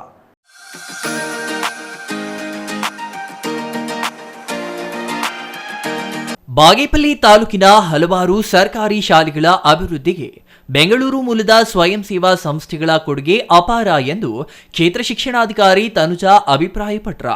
ತಾಲೂಕಿನ ಮಿಟ್ಟೆಮರಿ ಸರ್ಕಾರಿ ಹಿರಿಯ ಪ್ರಾಥಮಿಕ ಶಾಲೆಯಲ್ಲಿ ಯುನೈಟೆಡ್ ವೇ ಮತ್ತು ಪ್ರೋಸರ್ವ್ ಸಂಸ್ಥೆಗಳಿಂದ ನೂತನವಾಗಿ ನಿರ್ಮಿಸಿದ ತರಗತಿ ಕೊಠಡಿಗಳ ಉದ್ಘಾಟನೆಯಲ್ಲಿ ಅವರು ಮಾತನಾಡಿದರು. ಕಾರ್ಯಕ್ರಮವನ್ನು ಉದ್ಘಾಟಿಸಿ ಮಾತನಾಡಿದ ಬಿಇಒ ತನುಜಾ, ಆಂಧ್ರಪ್ರದೇಶದ ಗಡಿಗೆ ಹೊಂದಿಕೊಂಡಿರುವ ಬಾಗೇಪಲ್ಲಿ ತಾಲೂಕಿನ ಹಲವಾರು ಸರ್ಕಾರಿ ಶಾಲೆಗಳ ಅಗತ್ಯತೆಗಳನ್ನು ಅರಿತು ಬೆಂಗಳೂರು ಮೂಲದ ಹಲವಾರು ಸಂಘ ಸಂಸ್ಥೆಗಳು ಸಹಾಯ ಮಾಡಿ ಶಾಲೆಗಳ ಅಭಿವೃದ್ಧಿಗೆ ಶ್ರಮಿಸುತ್ತಿವೆ ಎಂದರು. ನೂತನ ಶಾಲಾ ಕೊಠಡಿಗಳ ನಿರ್ಮಾಣ, ಶಾಲಾ ಕೊಠಡಿಗಳಿಗೆ ಸುಣ್ಣ ಬಣ್ಣ ಬಳಿಯುವ, ದುರಸ್ತಿ ಮಾಡುವ, ಸ್ಮಾರ್ಟ್ ತರಗತಿಗಳನ್ನು ತೆರೆಯುವುದು ಸೇರಿದಂತೆ ಹಲವಾರು ರೀತಿಯ ಪಠ್ಯ ಮತ್ತು ಪಠ್ಯೇತರ ಚಟುವಟಿಕೆಗಳ ಜೊತೆಗೆ ಭೌತಿಕ ಪರಿಸರವನ್ನು ಉತ್ತಮಗೊಳಿಸುವ ನಿಟ್ಟಿನಲ್ಲಿ ಸ್ವಯಂ ಸೇವಾ ಸಂಸ್ಥೆಗಳು ಶ್ರಮಿಸುತ್ತಿವೆ. ಇವರೆಲ್ಲರ ಸೇವಾ ಕಾರ್ಯಕ್ರಮಗಳಿಂದಾಗಿ ಗಡಿ ಭಾಗದ ಶಾಲೆಗಳಲ್ಲಿ ಓದುತ್ತಿರುವ ಬಡ ಮಕ್ಕಳ ಶೈಕ್ಷಣಿಕ ಪ್ರಗತಿಗೆ ನೆರವಾಗಲಿದೆ ಎಂದು ತಿಳಿಸಿದರು. ಅನೇಕ ಶಾಲೆಗಳಿಗೆ ಒಂದು ಮರುಜೀವವನ್ನು ನೀಡಿದ್ದಾರೆ ಅಂತ ಹೇಳ್ಬೋದಾಗಿದೆ. ಅಷ್ಟೊಂದು ಸುಂದರವಾಗಿ ತರಗತಿ ಕೊಠಡಿಗಳನ್ನು ನಿರ್ಮಿಸಿ ಕೊಡ್ತಾರೆ. ಅಷ್ಟೇ ಅಲ್ಲದೆ ಕೆಲವು ಶಾಲೆಗಳಲ್ಲಿ ಟಾಯ್ಲೆಟ್ಸ್ ಸಹ ನಿರ್ಮಾಣ ಮಾಡಿಕೊಟ್ಟಿದ್ದಾರೆ. ಹಾಗೆ ನಿರ್ಮಾಣ ಮಾಡಿಕೊಟ್ಟಂತಹ ಕೊಠಡಿಗಳಲ್ಲಿ ಪೇಂಟಿಂಗ್ಸ್ ಸಹ ಒಂದು ಪಠ್ಯವಸ್ತುವಿಗೆ ಅನುಗುಣವಾಗಿ ಮಕ್ಕಳಿಗೆ ಉಪಯೋಗವಾಗುವಂತಹ ಗಣಿತ ವಿಷಯದ ಒಂದು ಸೂತ್ರಗಳಾಗಿರ್ಬೋದು, ವಿಜ್ಞಾನಕ್ಕೆ ಸಂಬಂಧಪಟ್ಟಂತಹ ಚಿತ್ರಗಳು, ಹಾಗೆಯೇ ಭಾಷಾ ವಿಷಯಕ್ಕೆ ಸಂಬಂಧಪಟ್ಟಂತಹ ವ್ಯಾಕರಣಾಂಶಗಳು, ಅಕ್ಷರಗಳು ಇಂಥವುಗಳನ್ನೆಲ್ಲವನ್ನೂ ಸಹ ಒಂದು ಗೋಡೆಗಳ ಮೇಲೆ ಬರೆಸಿ ಬಹಳ ಸುಂದರವಾಗಿ ರೂಪುಗೊಳ್ಳುವಂತೆ ಮಾಡಿದ್ದಾರೆ. ಹಾಗಾಗಿ ನಮ್ಮ ಒಂದು ಇಲಾಖೆ ಪರವಾಗಿ ಅವರಿಗೆ ನಾವು ಸದಾಕಾಲ ಆಭಾರಿಯಾಗಿರ್ತೀವಿ. ಪ್ರೋಸರ್ವ್ ಮತ್ತು ಯುನೈಟೆಡ್ ವೇ ಸಂಸ್ಥೆಯವರು ಮಿಟ್ಟೆಮರಿ, ಗೋಳೂರು ಮತ್ತಿತರ ಶಾಲೆಗಳ ಅಭಿವೃದ್ಧಿಗೆ ಬಹಳಷ್ಟು ಕೊಡುಗೆ ನೀಡಿದ್ದಾರೆ. ಅಂಗನವಾಡಿ ಕೊಠಡಿಗಳನ್ನ, ಶಾಲಾ ತರಗತಿಗಳ ಕೊಠಡಿಗಳನ್ನ ಲಕ್ಷಾಂತರ ರೂಪಾಯಿ ವೆಚ್ಚದಲ್ಲಿ ನಿರ್ಮಿಸಿ ಮಕ್ಕಳ ಆಕರ್ಷಕ ರೀತಿಯಲ್ಲಿ ಶಾಲಾ ವಾತಾವರಣ ಸೃಷ್ಟಿಸಿದ್ದಾರೆ. ಹಾಗಾಗಿ ಅವರ ಸೇವೆಯನ್ನ ಸದುಪಯೋಗ ಪಡಿಸಿಕೊಳ್ಳಬೇಕು ಎಂದು ತಿಳಿಸಿದರು.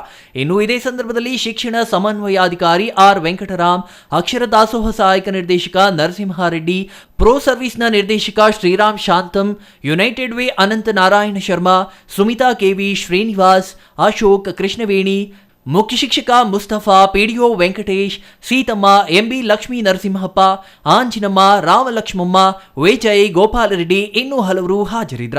Ganesh R, CTV news, Bagepalli.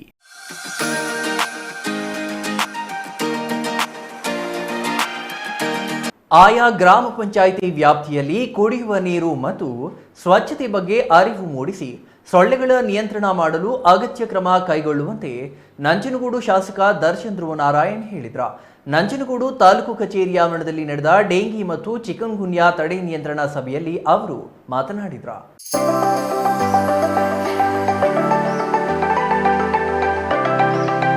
ಆಯಾ ಗ್ರಾಮ ಪಂಚಾಯಿತಿ ವ್ಯಾಪ್ತಿಯಲ್ಲಿ ಕುಡಿಯುವ ನೀರು ಮತ್ತು ಸ್ವಚ್ಛತೆ ಬಗ್ಗೆ ಅರಿವು ಮೂಡಿಸಿ ಸೊಳ್ಳೆಗಳ ನಿಯಂತ್ರಣ ಮಾಡಲು ಅಗತ್ಯ ಕ್ರಮ ಕೈಗೊಳ್ಳುವಂತೆ ನಂಜನಗೂಡು ಶಾಸಕ ದರ್ಶನ್ ಧ್ರುವನಾರಾಯಣ್ ಹೇಳಿದರು. ನಂಜನಗೂಡು ತಾಲೂಕು ಕಚೇರಿ ಆವರಣದಲ್ಲಿ ನಡೆದ ಡೆಂಗಿ ಮತ್ತು ಚಿಕನ್ಗುನ್ಯಾ ತಡೆ ನಿಯಂತ್ರಣ ಸಭೆಯಲ್ಲಿ ಅವರು ಮಾತನಾಡಿದರು. ಗ್ರಾಮ ಪಂಚಾಯಿತಿಯಿಂದ ಗ್ರಾಮಗಳ ವ್ಯಾಪ್ತಿಯಲ್ಲಿ ಬೇವಿನ ಸೊಪ್ಪಿನ ಹೊಗೆ ಶಾಸಕರು ಸಿಂಪಡಿಸುವಂತೆ ಸೂಚಿಸಿದರು. ಗ್ರಾಮಾಂತರ ಮತ್ತು ತಗ್ಗು ಪ್ರದೇಶಗಳಲ್ಲಿ ನೀರು ನಿಲ್ಲದಂತೆ ಅಗತ್ಯ ಕ್ರಮ ಕೈಗೊಳ್ಳಬೇಕು. ಅಧಿಕಾರಿಗಳು ಸ್ಥಳದಲ್ಲಿ ಇದ್ದು ಸರಿಯಾದ ರೀತಿಯಲ್ಲಿ ಕೆಲಸ ನಿರ್ವಹಿಸಬೇಕು. ಈಗಾಗಲೇ ನಗರಸಭೆ, ಪಂಚಾಯಿತಿ ವ್ಯಾಪ್ತಿಗಳಲ್ಲಿ ಕುಡಿಯುವ ನೀರು ಶುದ್ಧವಾಗಿಲ್ಲದಿರುವುದರ ಬಗ್ಗೆ ಆರೋಗ್ಯಾಧಿಕಾರಿಯಿಂದ ಮಾಹಿತಿ ಲಭ್ಯವಿದ್ದು ಕುಡಿಯುವ ನೀರಿಗೆ ತೊಂದರೆಯಾಗದಂತೆ ಬದಲಿ ವ್ಯವಸ್ಥೆ ಕಲ್ಪಿಸಬೇಕು ಎಂದು ಸೂಚಿಸಿದರು. ಸೊಳ್ಳೆಗಳು ನೀರು ನಿಲ್ಲುವ ಗುಂಡಿಗಳು, ಪ್ಲಾಸ್ಟಿಕ್ ವಸ್ತುಗಳು, ಟೈರ್ಗಳಲ್ಲಿ ನಿಲ್ಲುವ ನೀರಿನಲ್ಲಿ ಹೆಚ್ಚಾಗಿ ಸಂತಾನೋತ್ಪತ್ತಿಯನ್ನು ಮಾಡುವ ಕಾರಣ ಕಸಕಡ್ಡಿಗಳು ಕಾಣದಂತೆ ತೆರವುಗೊಳಿಸಬೇಕು ಎಂದರು. ಈಗಾಗಲೇ ಬೆಂಗಳೂರಿನಲ್ಲಿ ವ್ಯಾಪಕವಾಗಿ ಡೆಂಗಿ ಪ್ರಕರಣಗಳು ಹೆಚ್ಚುತ್ತಿದ್ದು ತಾಲೂಕಿನಲ್ಲಿ ಸುಮಾರು 23 ಡೆಂಗಿ ಪ್ರಕರಣಗಳು ದಾಖಲಾಗಿರುವ ಬಗ್ಗೆ ವರದಿಯಾಗಿದೆ. ಈ ವರದಿಯನ್ನು ಗಮನಿಸಿದರೆ ಈ ಕ್ಷಣದಿಂದ ಎಚ್ಚರ ವಹಿಸಬೇಕಾಗುತ್ತದೆ ಎಂದರು. ಆಯಾ ಗ್ರಾಮದ ಶಾಲಾ ಮಕ್ಕಳು ಮತ್ತು ಗ್ರಾಮಸ್ಥರಿಗೆ ಸೊಳ್ಳೆಗಳ ನಿಯಂತ್ರಣ ಮತ್ತು ಡೆಂಗಿ ಪ್ರಕರಣಗಳ ಬಗ್ಗೆ ಗ್ರಾಮ ಪಂಚಾಯಿತಿ ಪಿಡಿಒ ಮತ್ತು ಅಧ್ಯಕ್ಷರು ಗ್ರಾಮಸ್ಥರಲ್ಲಿ ಅರಿವು ಮೂಡಿಸಿ ಡೆಂಗಿ ಹರಡದಂತೆ ಜಾಗೃತಿ ವಹಿಸಬೇಕು ಎಂದು ಮನವಿ ಮಾಡಿದರು. 47 ಪಂಚಾಯತಿಗಳಲ್ಲಿ ಡ್ರಿಂಕಿಂಗ್ ವಾಟರ್ ನಾಟ್ ಸೂಟಬಲ್ ಅಂತ ನಮ್ಮ ಟಿಎಚ್ ಅವರು ರಿಪೋರ್ಟ್ ತಗೊಂಡು ಹೇಳ್ತಾರೆ. ಅಂತ ಕಡೆ ಈಗಾಗಲೇ ಆಲ್ಟರ್ನೇಟ್ ವ್ಯವಸ್ಥೆ ಕೂಡ ಮಾಡಲಾಗಿದೆ ಅಂತ ಹೇಳ್ತಾರೆ. ಸೊ ಆದ್ರಿಂದ ನಾವೆಲ್ಲರೂ ಕೂಡ ಈ ಡ್ರಿಂಕಿಂಗ್ ವಾಟರ್ ಏನಿದೆ, ಇಲ್ಲಿ ಡ್ರಿಂಕಿಂಗ್ ವಾಟರ್ ಸಮಸ್ಯೆ ಇದೆ, ಅದನ್ನ ನಾವು ನೋಡಬೇಕಾಗ್ತದೆ. ಆಮೇಲೆ ಎಲ್ಲಿ ಈಗಾಗಲೇ ಹೇಳಿದ್ರು ಪ್ಲಾಸ್ಟಿಕ್ ರ್ಯಾಪರ್ಗಳಾಗಿರಲಿ, ಈ ಥರ ಟೈರ್ಸ್ಗಳಾಗಿರಲಿ, ಅಲ್ಲಿ ಇದು ಮಾಸ್ಕಿಟೋಸ್ ಬ್ರೀಡಿಂಗ್ ಆಗ್ತಿದೆ ಅಂತ ಅದನ್ನೆಲ್ಲ ಕೂಡ ತಾವು ಸ್ಟ್ರಿಕ್ಟಾಗಿ ಆವರಣವನ್ನು ಸ್ವಚ್ಛವನ್ನು ಇಡಲಿಕ್ಕೆ ತಾವು ಕ್ರಮವನ್ನು ವಹಿಸಬೇಕಾಗ್ತದೆ.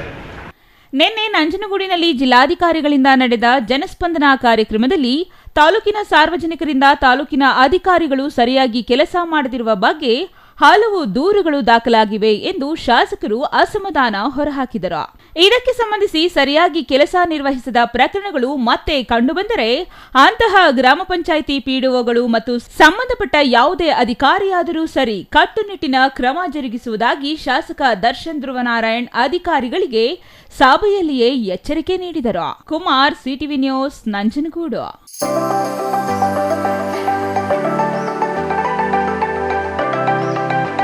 ಇದೀಗ ಚಿಕ್ಕದೊಂದು ವಿರಾಮದ ನಂತರ ಸಿಟಿವಿ ನ್ಯೂಸ್ ಮತ್ತೆ ಮುಂದುವರಿಯಲಿದೆ.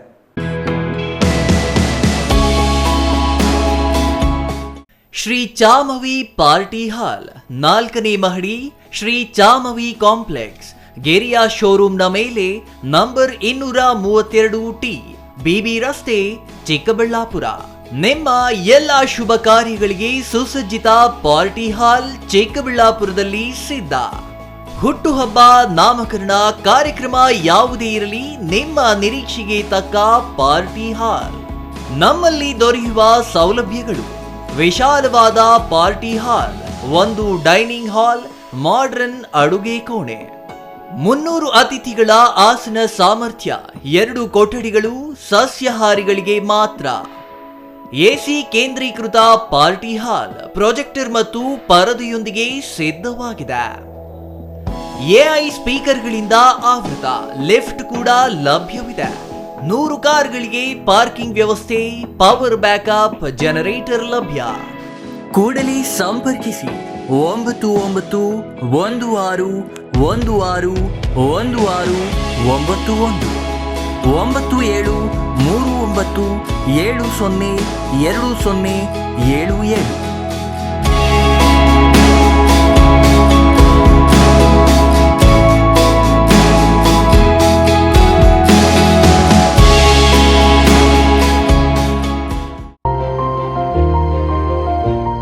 Jain Mission Hospital, Jain Mission ಟ್ರಸ್ಟ್ನ ಲಾಭರಹಿತ ಉಪಕ್ರಮ, ಬಿಬಿ ರಸ್ತೆ, ಚಿಕ್ಕಬಳ್ಳಾಪುರ. ಇನ್ನು ಮುಂದೆ ಹೆಚ್ಚಿನ ಚಿಕಿತ್ಸೆಗಾಗಿ ಬೆಂಗಳೂರಿಗೆ ಹೋಗಬೇಕು ಎಂಬ ಚಿಂತೆ ಬೇಡ. ಚಿಕ್ಕಬಳ್ಳಾಪುರದ ಮೊಟ್ಟ ಮೊದಲ ಅತ್ಯಾಧುನಿಕ ತಂತ್ರಜ್ಞಾನ, ಗುಣಮಟ್ಟದ ವೈದ್ಯಕೀಯವನ್ನು ಒಳಗೊಂಡ ಏಕೈಕ ಆಸ್ಪತ್ರೆ ಜೈನ್ ಮಿಷನ್ ಹಾಸ್ಪಿಟಲ್. ದಿನದ 24 ಗಂಟೆಗಳು ನೆಬುಲೈಸೇಷನ್, ಹೆರಿಗೆ, ಐಸಿಯು, ಟ್ರಾಮ್ ಸೆಂಟರ್, ಆಂಬ್ಯುಲೆನ್ಸ್ ಸೇವೆಗಳು ಲಭ್ಯವಿದೆ. ಜೈನ್ ಮಿಷನ್ ಆಸ್ಪತ್ರೆಯು 4 ಅಂತಸ್ತಿನ ಕಟ್ಟಡವನ್ನು ಒಳಗೊಂಡಿದ್ದು 100 ಹಾಸಿಗೆಗಳುಳ್ಳ ಸುಸಜ್ಜಿತವಾದ ಆಸ್ಪತ್ರೆಯಾಗಿದೆ. ಅಲ್ಲದೆ ಸುಧಾರಿತ ಲ್ಯಾಬ್ ಸೌಲಭ್ಯಗಳು, ಎಕ್ಸ್ರೇ, ಓಟಿ ಕಾಂಪ್ಲೆಕ್ಸ್, ಲ್ಯಾಬ್ ಸೇವೆಗಳು, ಒಳಗಿನ ರೋಗಿಗಳು, ಸಾಮಾನ್ಯ ಸೇವೆಗಳು ಲಭ್ಯವಿದೆ. 24 ಗಂಟೆಗಳ ತುರ್ತು ಸೇವೆಗಳು, ಐಸಿಯು, ಎನ್ಐಸಿಯು, ಅಪಘಾತ ಮತ್ತು ತುರ್ತು ಚಿಕಿತ್ಸೆ, pharmacy, ambulance. Shri Manjunatha hardware and innovations 22 ವರ್ಷಗಳಿಂದ ಮಾರುಕಟ್ಟೆಯಲ್ಲಿ ಸುದೀರ್ಘ ಪಯಣ ಮತ್ತು ಗ್ರಾಹಕ ಹಾಗೂ ಎಂಜಿನಿಯರಿಂಗ್ಗಳ ನಂಬಿಕೆಯ ಆಯ್ಕೆ. ಅತ್ಯುತ್ತಮ ಗುಣಮಟ್ಟ, ಪ್ರಾಮಾಣಿಕ ಬೆಲೆ. Engineer choices, architect choices, corporates, house owners, carpenter choices, hardware dealers ಹಾಗೂ ಇನ್ನಿತರರಿಗೆ ಹೋಲ್ಸೇಲ್ ದರದಲ್ಲಿ ಸಿಗುವ ಸ್ಥಳವೇ ಶ್ರೀ ಮಂಜುನಾಥ ಹಾರ್ಡ್ವೇರ್ ಮತ್ತು ಇನ್ನೋವೇಷನ್ಸ್. ವಿವಿಧ ರೀತಿಯ ವಿನ್ಯಾಸಗಳುಳ್ಳ ಡೆಕೋರೇಟಿವ್, ಪ್ರೊಟೆಕ್ಟಿವ್, ಫಂಕ್ಷನಲ್ ಹಾಗೂ ಉತ್ತಮ ದರದಲ್ಲಿ ಗುಣಮಟ್ಟದ ಹಾರ್ಡ್ವೇರ್ ವಸ್ತುಗಳು ನಮ್ಮಲ್ಲಿ ದೊರಕುತ್ತದೆ. ವಿಳಾಸ: ರಿಲಯನ್ಸ್ ಪೆಟ್ರೋಲ್ ಬಂಕ್ ಹತ್ತಿರ, ಬಿಬಿ ರಸ್ತೆ, ಚಿಕ್ಕಬಳ್ಳಾಪುರ. ಮೊಬೈಲ್ ಸಂಖ್ಯೆ 9739393927, ಮತ್ತೊಂದು ಸಂಖ್ಯೆ 9008680303.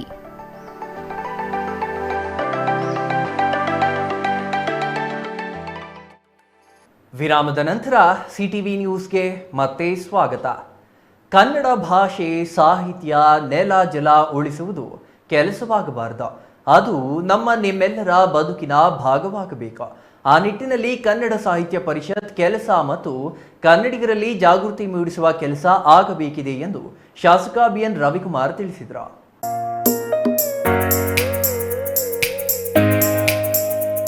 ಕನ್ನಡ ಭಾಷೆ, ಸಾಹಿತ್ಯ, ನೆಲ ಜಲ ಉಳಿಸುವುದು ಕೆಲಸವಾಗಬಾರದು, ಅದು ನಿಮ್ಮೆಲ್ಲರ ಬದುಕಿನ ಭಾಗವಾಗಬೇಕು. ಆ ನಿಟ್ಟಿನಲ್ಲಿ ಕನ್ನಡ ಸಾಹಿತ್ಯ ಪರಿಷತ್ ಕೆಲಸ ಮತ್ತು ಕನ್ನಡಿಗರಲ್ಲಿ ಜಾಗೃತಿ ಮೂಡಿಸುವ ಕೆಲಸ ಆಗಬೇಕಾಗಿದೆ ಎಂದು ಶಾಸಕ ಬಿಎನ್ ರವಿಕುಮಾರ್ ತಿಳಿಸಿದರು. ಶಿಡ್ಲಘಟ್ಟ ನಗರೇಶ್ವರ ಸ್ವಾಮಿ ಕಲ್ಯಾಣ ಮಂಟಪದಲ್ಲಿ ಇಂದು ನಡೆದ ಕನ್ನಡ ಸಾಹಿತ್ಯ ಪರಿಷತ್ ಪದಾಧಿಕಾರಿಗಳ ಪದಗ್ರಹಣ ಪ್ರತಿಭಾ ಪುರಸ್ಕಾರ ಉದ್ಘಾಟಿಸಿ ಅವರು ಮಾತನಾಡಿದರು. ಕನ್ನಡ ಕೇವಲ ಭಾಷೆ ಮಾತ್ರವಲ್ಲ, ಅದು ಬದುಕನ್ನು ಕಟ್ಟಿಕೊಳ್ಳುವ ಮಾಧ್ಯಮ, ಜಗತ್ತಿನೊಂದಿಗೆ ನಮ್ಮನ್ನು ಬೆಳೆಸುತ್ತದೆ. ಹಾಗಾಗಿ ಕನ್ನಡ ಭಾಷೆ ಉಳಿವು ಬೆಳವಣಿಗೆಯೊಂದಿಗೆ ಕನ್ನಡಿಗರಾದ ನಮ್ಮ ಬದುಕು ಹಸನಾಗಲಿದೆ. ಕನ್ನಡ ಸಾಹಿತ್ಯ ಪರಿಷತ್ ನಿರಂತರವಾಗಿ ಕಾರ್ಯಕ್ರಮಗಳನ್ನು ರೂಪಿಸುವ ಕೆಲಸ ಆಗಬೇಕು. ಗಡಿಭಾಗದಲ್ಲಿ ಹೆಚ್ಚು ಕಾರ್ಯಕ್ರಮಗಳನ್ನು ಹಮ್ಮಿಕೊಳ್ಳುವ ಮೂಲಕ ಅಲ್ಲಿ ಕನ್ನಡ ಭಾಷೆ ಹೆಚ್ಚು ಕಲಿಯುವಂತಾಗಬೇಕು ಎಂದರು. ಸಾಹಿತ್ಯ ಪರಿಷತ್ ಎಲ್ಲ ಚಟುವಟಿಕೆಗಳಿಗೂ ತಮ್ಮ ಬೆಂಬಲ, ನೆರವು ಇರಲಿದೆ. ಕ್ಷೇತ್ರದ ಜನರು ಆಶೀರ್ವದಿಸಿದ್ದು, ಸಿಕ್ಕ ಅಧಿಕಾರವನ್ನು ಕ್ಷೇತ್ರದ ಜನಸಾಮಾನ್ಯರಿಗೆ ಉಚಿತ ಆರೋಗ್ಯ, ಉಚಿತ ಶಿಕ್ಷಣ ನೀಡುವ ನಿಟ್ಟಿನಲ್ಲಿ ಪ್ರಾಮಾಣಿಕ ಪ್ರಯತ್ನ ಮಾಡುತ್ತೇನೆ ಎಂದು ನುಡಿದರು. ನಾವು ಶಿಕ್ಷಣಕ್ಕೆ ಮೊದಲನೇ ಆದ್ಯತೆ, ಅದೇ ರೀತಿ ಇವತ್ತು ಈ ಕ್ಷೇತ್ರದಲ್ಲಿ ಏನು ಆರೋಗ್ಯ ಸಮಸ್ಯೆಗಳು ಚಿಕಿತ್ಸೆ ಕೊಡ್ತಕ್ಕಂಥ ಕೆಲಸ ಪ್ರಾಮಾಣಿಕತೆಯಿಂದ ನಿರಂತರವಾಗಿ ಕ್ಷೇತ್ರದಲ್ಲಿ ಮಾಡಿಕೊಂಡು ಮುಂದೆ ಸಹ ಈ ಒಂದು ಆಶೀರ್ವಾದದಿಂದ ಈ ಒಂದು ಕ್ಷೇತ್ರದಲ್ಲಿ ಏನಿವತ್ತು ನಾವು ಈ ಕ್ಷೇತ್ರನ ಓಡಾಡಿದ ಸಂದರ್ಭದಲ್ಲಿ ಸುಮಾರು 65ರಿಂದ 70% ಇವತ್ತು ಆರ್ಥಿಕವಾಗಿ ಶೈಕ್ಷಣಿಕವಾಗಿ ಹಿಂದುಳಿದಿರ್ತಕ್ಕಂಥ ಕುಟುಂಬಗಳು ಇವತ್ತು ನಮ್ಮ ಗಮನ ಬಂದಾಗ ಏನೇ ಮಾಡಿ ಈ ಕ್ಷೇತ್ರಕ್ಕೆ ನಾವು ನಮ್ಮ ಕೈಯೆಲ್ಲ ಕಟ್ಟಿಗೆ ಇವತ್ತು ಇಡೀ ರಾಜ್ಯದಲ್ಲಿ ಇವತ್ತು ಶಿಲಘಟ್ಟ ವಿಧಾನಸಭಾ ಕ್ಷೇತ್ರದಲ್ಲಿ ಬಹಳಷ್ಟು ಹಿಂದುಳಿದಿರ್ತಕ್ಕಂಥ ಕ್ಷೇತ್ರ ಅಂತ ನಮ್ಮ ಒಂದು ಅಭಿಪ್ರಾಯನ ಇವತ್ತು ನಮ್ಮ ವರಿಷ್ಠರಿಗೆ ಮತ್ತು ಎಲ್ಲ ಈ ರಾಜ್ಯದಲ್ಲಿರ್ತಕ್ಕಂಥ ಎಲ್ಲರಿಗೂ ಈ ಕ್ಷೇತ್ರದ ಒಂದು ಉತ್ತಮ ರೀತಿಯ ಅಭಿವೃದ್ಧಿ ಆಗಬೇಕು, ಈ ಕ್ಷೇತ್ರವನ್ನು ಉನ್ನತ ಸ್ಥಾನ ತಗೊಳ್ಳಬೇಕು ಅನ್ನೋ ನಿಟ್ಟಿನಲ್ಲಿ ನಾವು ಇವತ್ತು ಕೆಲಸಗಳನ್ನು ಮಾಡ್ತಾ ಇದ್ದೇವೆ. ಕನ್ನಡ ಸಾಹಿತ್ಯ ಪರಿಷತ್ ಅಧ್ಯಕ್ಷ ಪಟೇಲ್ ನಾರಾಯಣಸ್ವಾಮಿ ಅಧಿಕಾರ ಸ್ವೀಕರಿಸಿ ಮಾತನಾಡಿ, ಕನ್ನಡ ಸಾಹಿತ್ಯ ಪರಿಷತ್ ಮೂಲಕ ಕನ್ನಡ ನಾಡು, ನುಡಿ, ನೆಲ, ಜಲ, ತಾಯಿಯ ಸೇವೆ ಮಾಡಲು ಸಿಕ್ಕಿರುವ ನನ್ನ ಬದುಕಿನ ಅವಿಸ್ಮರಣೀಯ ಕ್ಷಣ ಎಂದರು. ನಿಕಟಪೂರ್ವ ಅಧ್ಯಕ್ಷ ಬಿಆರ್ ಅನಂತಕೃಷ್ಣ ಪರಿಷತ್ ಧ್ವಜವನ್ನ ಪಟೇಲ್ ನಾರಾಯಣಸ್ವಾಮಿಗೆ ಹಸ್ತಾಂತರಿಸುವ ಮೂಲಕ ಪದಾಧಿಕಾರಿಗಳ ಪದಗ್ರಹಣ ನೆರವೇರಿತು. ಎಸ್ಎಸ್ಎಲ್ಸಿಯಲ್ಲಿ ಕನ್ನಡ ವಿಷಯದಲ್ಲಿ 125ಕ್ಕೆ 125 ಪೂರ್ಣಾಂಕ ಗಳಿಸಿದ ಪ್ರತಿಭಾವಂತ ವಿದ್ಯಾರ್ಥಿಗಳಿಗೆ ಪ್ರತಿಭಾ ಪುರಸ್ಕಾರ ನೆರವೇರಿಸಲಾಯಿತು. ಕನ್ನಡ ಸಾಹಿತ್ಯ ಪರಿಷತ್ನಿಂದ ಶಾಸಕ ಬಿಎನ್ ರವಿಕುಮಾರ್ಗೆ ಸನ್ಮಾನ ನೆರವೇರಿಸಲಾಯಿತು. ಇನ್ನು ಈ ಸಂದರ್ಭದಲ್ಲಿ ಕಸಾಪ ಜಿಲ್ಲಾಧ್ಯಕ್ಷ ಡಾಕ್ಟರ್ ಕೋಡಿರಂಗಪ್ಪ, ಮಾಜಿ ಜಿಲ್ಲಾಧ್ಯಕ್ಷ ಎಸ್ವಿ ನಾಗರಾಜರಾವ್, ಪರಿಷತ್ ಪೋಷಕ ತಾದೂರು ರಘು, ರೈತ ಸಂಘದ B Narayanaswamy, Munikempanna, Tadur Manjunath, Muni Nanjappa, JH Venkataswamy, Kempanna, Shivashankar, V Krishna, TV Chandrashekhar ಮತ್ತಿತರರು ಹಾಜರಿದ್ದರು. Chaya Ramesh, CTV news, Sidlaghatta.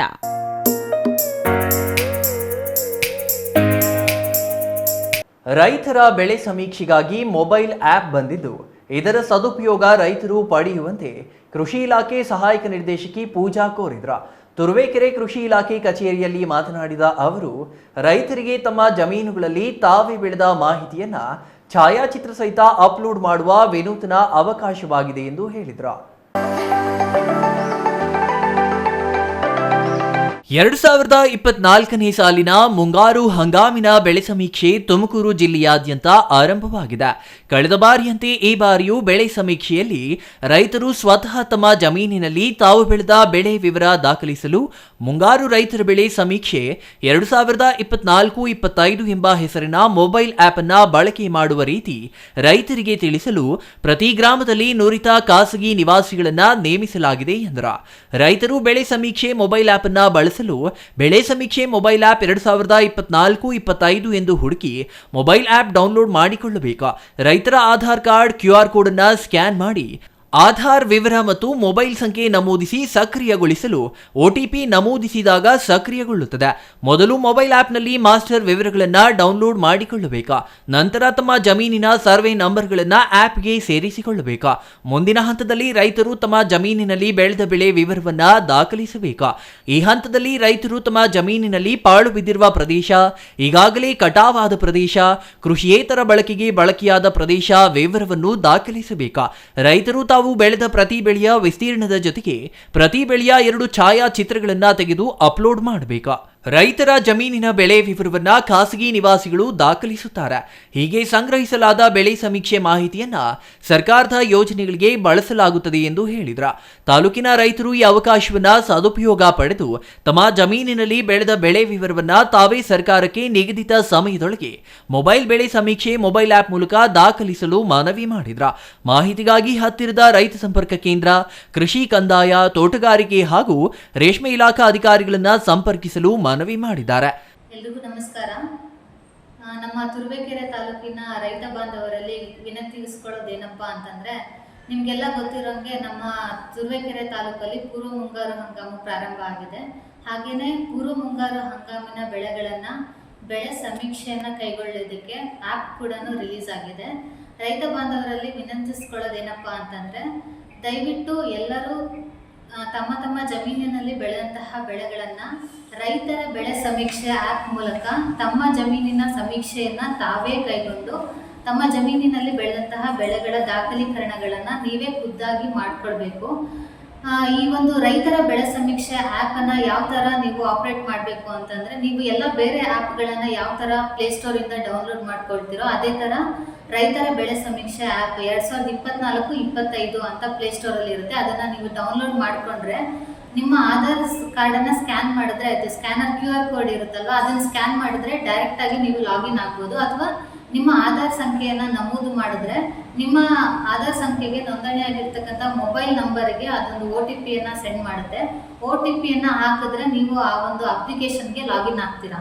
Suresh Babu, CTV news, Turuvekere.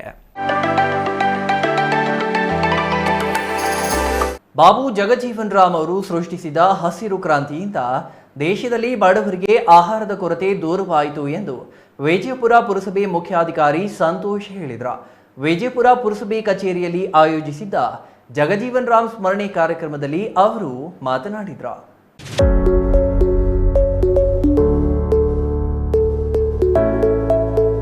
Babu Jagjivan Ram ಅವರು ಸೃಷ್ಟಿಸಿದ ಹಸಿರು ಕ್ರಾಂತಿಯಿಂದ ದೇಶದಲ್ಲಿ ಬಡವರಿಗೆ ಆಹಾರದ ಕೊರತೆ ದೂರವಾಯಿತು ಎಂದು ವಿಜಯಪುರ ಪುರಸಭೆ ಮುಖ್ಯಾಧಿಕಾರಿ ಸಂತೋಷ್ ಹೇಳಿದರು.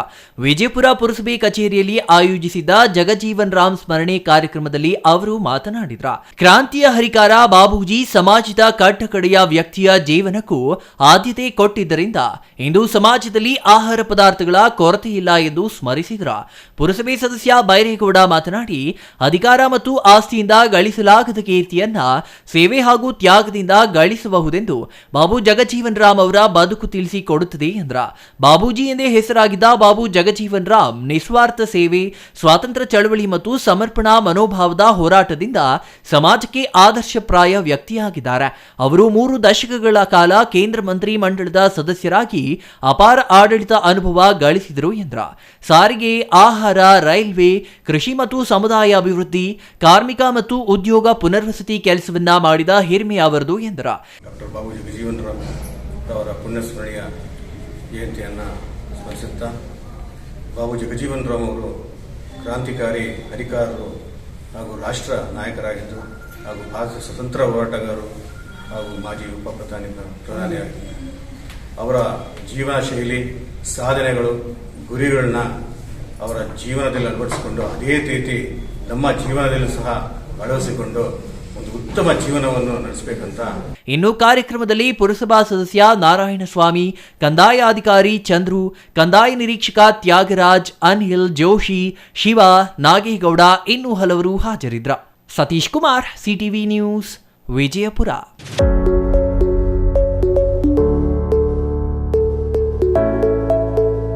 ದೈನಂದಿನ ಜೀವನದಲ್ಲಿ ಬಳಸುತ್ತಿರುವ ವಿಷಯುಕ್ತ ರಾಸಾಯನಿಕಗಳಿಂದ ಪರಿಸರ ವಿನಾಶದ ಅಂಚಿಗೆ ತಲುಪುತ್ತಿದೆ. ಪೂರ್ವಜರು ಉಳಿಸಿದ ಪರಿಸರ ಮುಂದಿನ ಪೀಳಿಗೆಗೆ ಬಳುವಳಿಯಾಗಿ ನೀಡುವ ಜವಾಬ್ದಾರಿ ಎಲ್ಲರ ಮೇಲಿದೆ ಎಂದು ರಾಜ್ಯ ಸರ್ಕಾರದ ದೆಹಲಿ ವಿಶೇಷ ಪ್ರತಿನಿಧಿ ಹಾಗೂ ಶಿರಾ ಶಾಸಕ TB ಜಯಚಂದ್ರ ಅಭಿಪ್ರಾಯಪಟ್ಟರು. ದೈನಂದಿನ ಜೀವನದಲ್ಲಿ ಬಳಸುತ್ತಿರುವ ವಿಷಯುಕ್ತ ರಾಸಾಯನಿಕಗಳಿಂದ ಪರಿಸರ ವಿನಾಶದ ಅಂಚಿಗೆ ತಲುಪುತ್ತಿದೆ. ಪೂರ್ವಜರು ಉಳಿಸಿದ ಪರಿಸರ ಮುಂದಿನ ಪೀಳಿಗೆಗೆ ಬಳುವಳಿಯಾಗಿ ನೀಡುವ ಜವಾಬ್ದಾರಿ ಎಲ್ಲರ ಮೇಲಿದೆ ಎಂದು ರಾಜ್ಯ ಸರ್ಕಾರದ ದೆಹಲಿ ವಿಶೇಷ ಪ್ರತಿನಿಧಿ ಹಾಗೂ ಶಿರಾ ಶಾಸಕ TB ಜಯಚಂದ್ರ ಅಭಿಪ್ರಾಯಪಟ್ಟರು. ಪರಿಸರ ಸಂರಕ್ಷಣೆ ಮಾಡುತ್ತೇವೆ ಎಂದು ಗಿಡ ನೆಟ್ಟು ಸುಮ್ಮನಾದರೆ ಸಾಲದು, ಮರವಾಗಿ ಬೆಳೆಯುವವರೆಗೂ ಪೋಷಣೆ ಮಾಡಬೇಕು. ಈ ವಿಷಯದಲ್ಲಿ ಪ್ರತಿ ನಾಗರಿಕನು ತನ್ನ ಹೊಣೆಗಾರಿಕೆ ಮೆರೆಯಬೇಕು ಎಂದರು. ಶಿರಾ ತಾಲೂಕಿನ ರಾಷ್ಟ್ರೀಯ ಹೆದ್ದಾರಿ ನಿರ್ಮಾಣಕ್ಕೆ ಶೀಘ್ರದಲ್ಲಿ ಟೆಂಡರ್ ಕರೆದು ಮುಂದಿನ 3 ತಿಂಗಳುಗಳಲ್ಲಿ ಕಾಮಗಾರಿಗೆ ಚಾಲನೆ ನೀಡಲಾಗುವುದು. ನಿಗದಿತ ಸಮಯದಲ್ಲಿ 4 ಪಥದ ರಾಷ್ಟ್ರೀಯ ಹೆದ್ದಾರಿ ಕಾಮಗಾರಿ ಪೂರ್ಣಗೊಳಿಸಲು ಅಗತ್ಯ ರೂಪುರೇಷೆ ಸಿದ್ಧಪಡಿಸಲಾಗಿದೆ. ಈ ಯೋಜನೆಗೆ ಅಗತ್ಯ ಹಣಕಾಸಿನ ನೆರವು ದೊರೆತಿದೆ ಎಂದರು.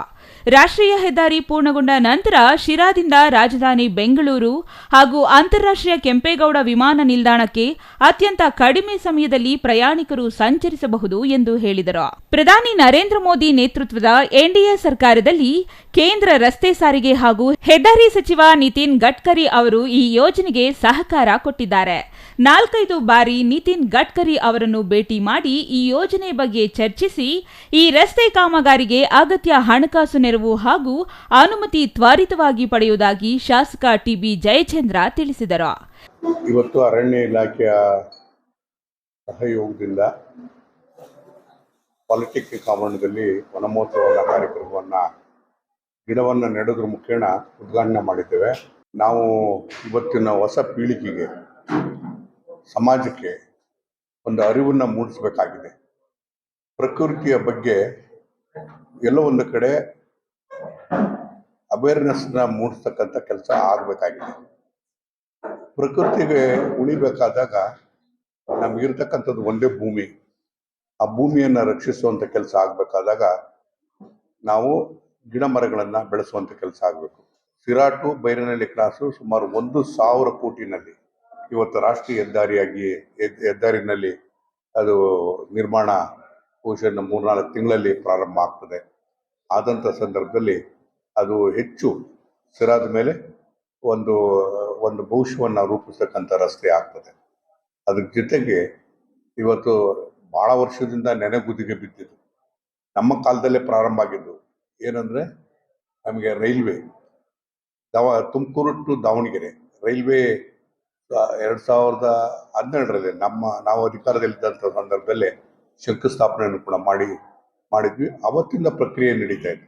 ಇನ್ನು ಈ ಸಂದರ್ಭದಲ್ಲಿ ಶಿರಾ ತಾಲೂಕು ದಂಡಾಧಿಕಾರಿ ದತ್ತಾತ್ರೇಯ ಗಾದ, ಆರ್ಎಫ್ಒ ನವನೀತ್, ತಾಲೂಕು ಪಂಚಾಯಿತಿ ಇಒ ಆನಂತರಾಜ್, ಶಿರಾ ನಗರ ಪೊಲೀಸ್ ಠಾಣೆ ವೃತ್ತ ನಿರೀಕ್ಷಕ ಮಂಜೇಗೌಡ, ಸಾಮಾಜಿಕ ಅರಣ್ಯಾಧಿಕಾರಿ ರಾಘವೇಂದ್ರ, ಸಹಾಯಕ ಕೃಷಿ ನಿರ್ದೇಶಕ ಎಂ ನಾಗರಾಜ್, ರೂಪೇಶ್, ಕೃಷ್ಣಯ್ಯ ಮತ್ತಿತರರು ಹಾಜರಿದ್ದರು.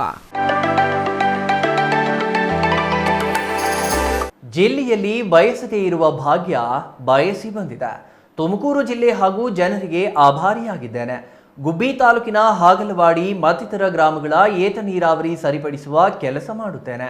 ಸರ್ಕಾರ ನಿಂತ ನೀರಲ್ಲ, ಹರಿಯೋ ನೀರು. ಕೇಂದ್ರ ಸಚಿವ ಕುಮಾರಸ್ವಾಮಿ, ಪ್ರಹ್ಲಾದ ಜೋಶಿ, ನಿರ್ಮಲಾ ಸೀತಾರಾಮನ್, ಶೋಭಾ ಕರಂದ್ಲಾಜೆ ಅವರೊಂದಿಗೆ ಈಗಾಗಲೇ ಮಾತನಾಡಿದ್ದು ಜಿಲ್ಲೆಯನ್ನ ಅಭಿವೃದ್ಧಿಯತ್ತ ಕೊಂಡೊಯ್ಯುವುದಾಗಿ ಕೇಂದ್ರ ಸಚಿವ ವಿ ಸೋಮಣ್ಣ ಹೇಳಿದರು.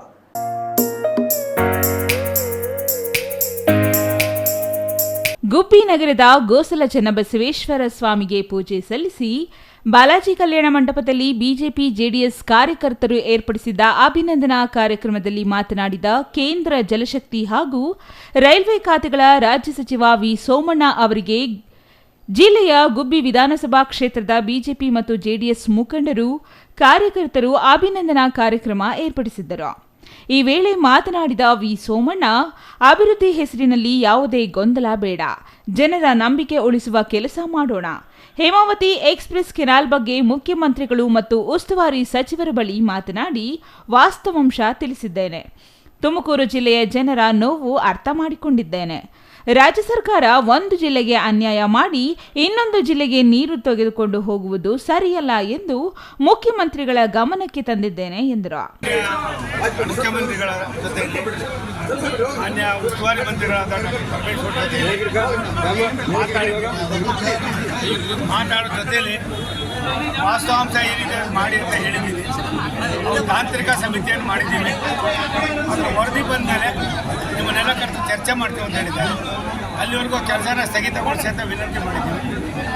ಗುಬ್ಬಿ ಬಿಜೆಪಿ ಮುಖಂಡ ಎಸ್ಡಿ ದಿಲೀಪ್ ಕುಮಾರ್ ಮಾತನಾಡಿ, ನಿಟ್ಟೂರು, ಹಾಗಲವಾಡಿ ಹೋಬಳಿಗಳಿಗೆ ಹೇಮಾವತಿ ನೀರು ಹರಿಸಿಕೊಡಿ ಎಂದು ಮನವಿ ಮಾಡಿದರು. ಇನ್ನು ಈ ಕಾರ್ಯಕ್ರಮದಲ್ಲಿ ಜೆಡಿಎಸ್ ಮುಖಂಡ ಬಿಎಸ್ ನಾಗರಾಜು, ಕಳ್ಳಿಪಳ್ಳಿಯ ಲೋಕೇಶ್, ಎಚ್ಡಿ ಭೈರಪ್ಪ, ಚಂದ್ರಶೇಖರ್ ಬಾಬು, ನಿಂಗಪ್ಪ, ಯತೀಶ್, ಜಿಆರ್ ಶಿವಕುಮಾರ್ ಇನ್ನು ಹಲವರು ಹಾಜರಿದ್ದರು. Ranganath Gubbi, CTV news, Tumakuru.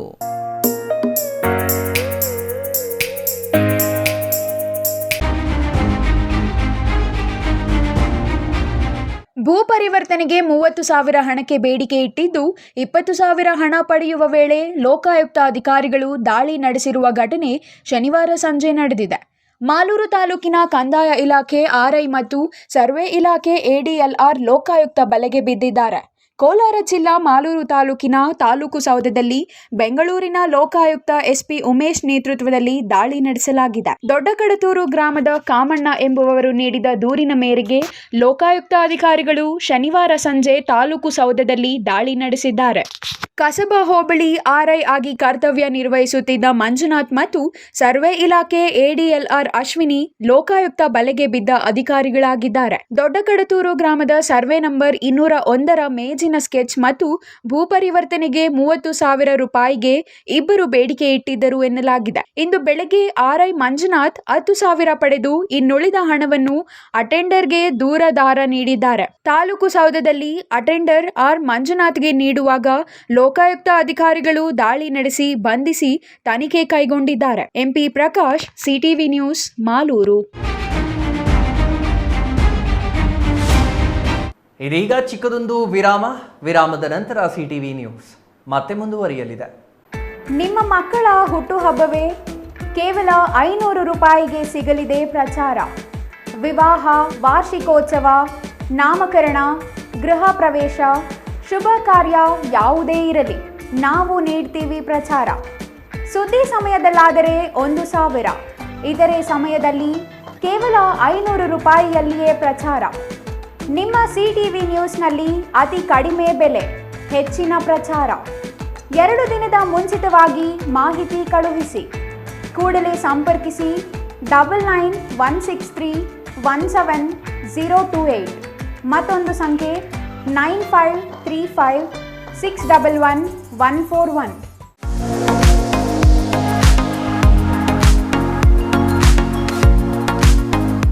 ದೇವಾಲಯದ ಮುಂದೆ ಇರಬೇಕಾದ ಕಲ್ಯಾಣಿ ಹೋಟೆಲ್ನಲ್ಲಿ ಯಾಕಂದ್ರೆ ಈ ಹೋಟೆಲ್ ಹೆಸರೇ ಕಲ್ಯಾಣಿ ಊಟ. ಕಲ್ಯಾಣಿಯ ಮುಂದೆ ಊಟ ರುಚಿ ಮತ್ತು ಶುಚಿಯಾದ ಊಟ. ಬೆಳಗಿನ ಉಪಹಾರಕ್ಕಾಗಿ ಕೂಡಲೇ ಭೇಟಿ ನೀಡಿ ಹೋಟೆಲ್ ಕಲ್ಯಾಣಿ ಊಟ. ಇಲ್ಲಿ ನಾರ್ತ್ ಇಂಡಿಯನ್, ಸೌತ್ ಇಂಡಿಯನ್ ಸೇರಿ ಎಲ್ಲಾ ತರಹದ ಊಟ ದೊರೆಯುತ್ತದೆ. ಬೆಳಗಿನ ಉಪಹಾರಕ್ಕಾಗಿ ಬಗೆ ಬಗೆಯ ದೋಸೆ, ಮೃದುವಾದ ಇಡ್ಲಿ ಜೊತೆಗೆ ವಡೆ, ಬಗೆ ಬಗೆಯ ತಿಂಡಿ, ವಿಧ ವಿಧವಾದ ಊಟ ಸಿಗುತ್ತದೆ. ಹಾಗೂ ನಮ್ಮಲ್ಲಿ ಕ್ಯಾಟರಿಂಗ್ ಸೌಲಭ್ಯವೂ ಸಹ ದೊರೆಯುತ್ತದೆ. ಇಷ್ಟಕ್ಕೂ ಇದು ಇರುವುದಾದರೂ ಎಲ್ಲಿ ಅಂತೀರಾ? ಹಿಂದೆ ಭೇಟಿ ನೀಡಿ ಹೋಟೆಲ್ ಕಲ್ಯಾಣಿ ಊಟ, ವಿಶ್ವನಾಥನ್ ಪಿಳ್ಳೈ ಕಿಚನ್, ಆದಿಯೋಗಿ ಪ್ರತಿಮೆ, ಪ್ರವೇಶ ದ್ವಾರದ ಬಳಿ, ಚಿಕ್ಕಬಳ್ಳಾಪುರ.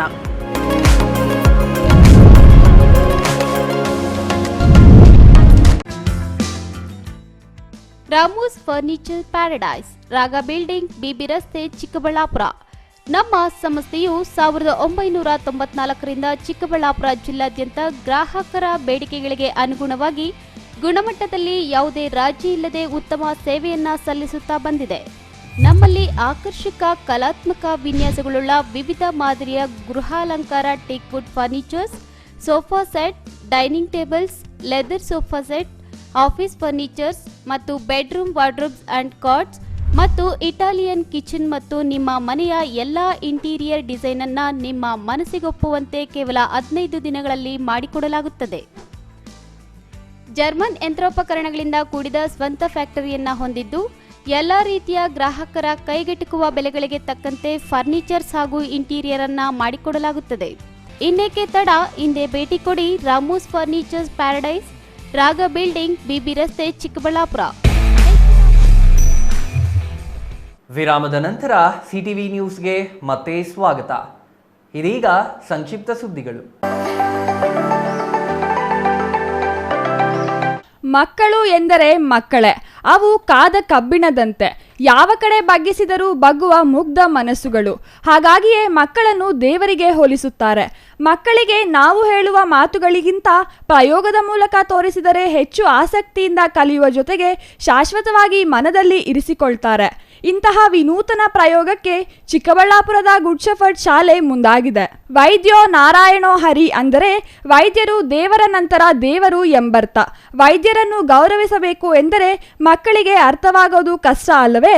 ಹಾಗಾಗಿಯೇ ಚಿಕ್ಕಬಳ್ಳಾಪುರದ ಪ್ರಶಾಂತನಗರದ ಗುಡ್ ಶೆಫರ್ಡ್ ಶಾಲೆ ಶಿಕ್ಷಕರು ಮಕ್ಕಳಿಗೆ ವೈದ್ಯರ ಉಡುಪು ಹಾಕಿಸಿ ವೈದ್ಯರ ದಿನಾಚರಣೆ ದಿನ ಚಿಕ್ಕಬಳ್ಳಾಪುರದ CSI ಆಸ್ಪತ್ರೆ ಡಾಕ್ಟರ್ ರತೀಶ್ ಜಾನ್ಸನ್ ಅವರನ್ನು ಭೇಟಿ ಮಾಡಿಸುವ ಕೆಲಸ ಮಾಡಿದ್ದಾರೆ. ಅಷ್ಟೇ ಅಲ್ಲ, CSI ಆಸ್ಪತ್ರೆಯ ಡಾಕ್ಟರ್ ರತೀಶ್ ಜಾನ್ಸನ್ ಅವರಿಗೆ ಫಲಾಪುಷ್ಪ ನೀಡುವ ಮೂಲಕ ಅವರಿಗೆ ಗೌರವ ಸಲ್ಲಿಸಿದ್ದಾರೆ. ಈ ಶಾಲಾ ಶಿಕ್ಷಕರು ಮಕ್ಕಳನ್ನು ಆಸ್ಪತ್ರೆಯ ಎಲ್ಲಾ ಕೊಠಡಿಗಳಿಗೂ ಕರೆದೊಯ್ದಾಗ ಅಲ್ಲಿರುವ ವೈದ್ಯರು ಪ್ರೀತಿಯಿಂದ ಮಕ್ಕಳಿಗೆ ತುರ್ತು ಚಿಕಿತ್ಸಾ ಘಟಕದ ಬಗ್ಗೆ ವಿವರಣೆ ಮಾಡಿದ್ದಾರೆ. ಯಾವುದೇ ವಿಷಯ ಪ್ರಯೋಗವಾಗಿ ವಿವರಿಸಿದಾಗ ಮಕ್ಕಳಿಗೆ ಸುಲಭವಾಗಿ ಅರ್ಥವಾಗುತ್ತದೆ ಎಂಬ ಉದ್ದೇಶದಿಂದ ಗುಡ್ ಶೆಫರ್ಡ್ ಶಾಲೆಯ ಶಿಕ್ಷಕರು ಮಾಡಿದ ಈ ಕೆಲಸ ಮಕ್ಕಳ ಪ್ರೀತಿಗೆ ಪಾತ್ರವಾಗಿದೆ.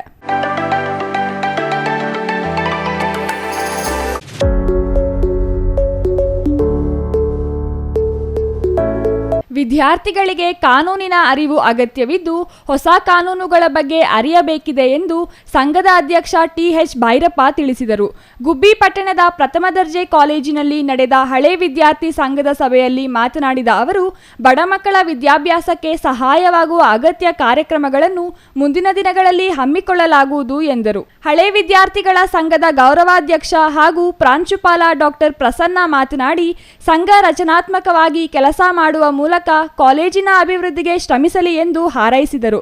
ಸಂಘದ ಕಾರ್ಯದರ್ಶಿ ಬಿವಿ ರಾಜೀವ್ ಮಾತನಾಡಿ, ಸಂಘದ ಉದ್ಘಾಟನೆ, ಕಾಲೇಜು ವಿದ್ಯಾರ್ಥಿಗಳಿಗೆ ಸಂಘದ ಪರಿಚಯ ಮಾಡಿಸುವುದು, ಕಾಲೇಜಿನಲ್ಲಿ ಕವಿಗೋಷ್ಠಿ ಸ್ಪರ್ಧೆ, ಪರಿಸರ ಸಂರಕ್ಷಣೆ, ಕಾನೂನಿನ ಅರಿವು ಸೇರಿದಂತೆ ಅನೇಕ ಕಾರ್ಯಕ್ರಮಗಳನ್ನು ಹಳೆ ವಿದ್ಯಾರ್ಥಿಗಳ ಸಂಘ ಕೈಗೊಳ್ಳಲಿದೆ ಎಂದರು.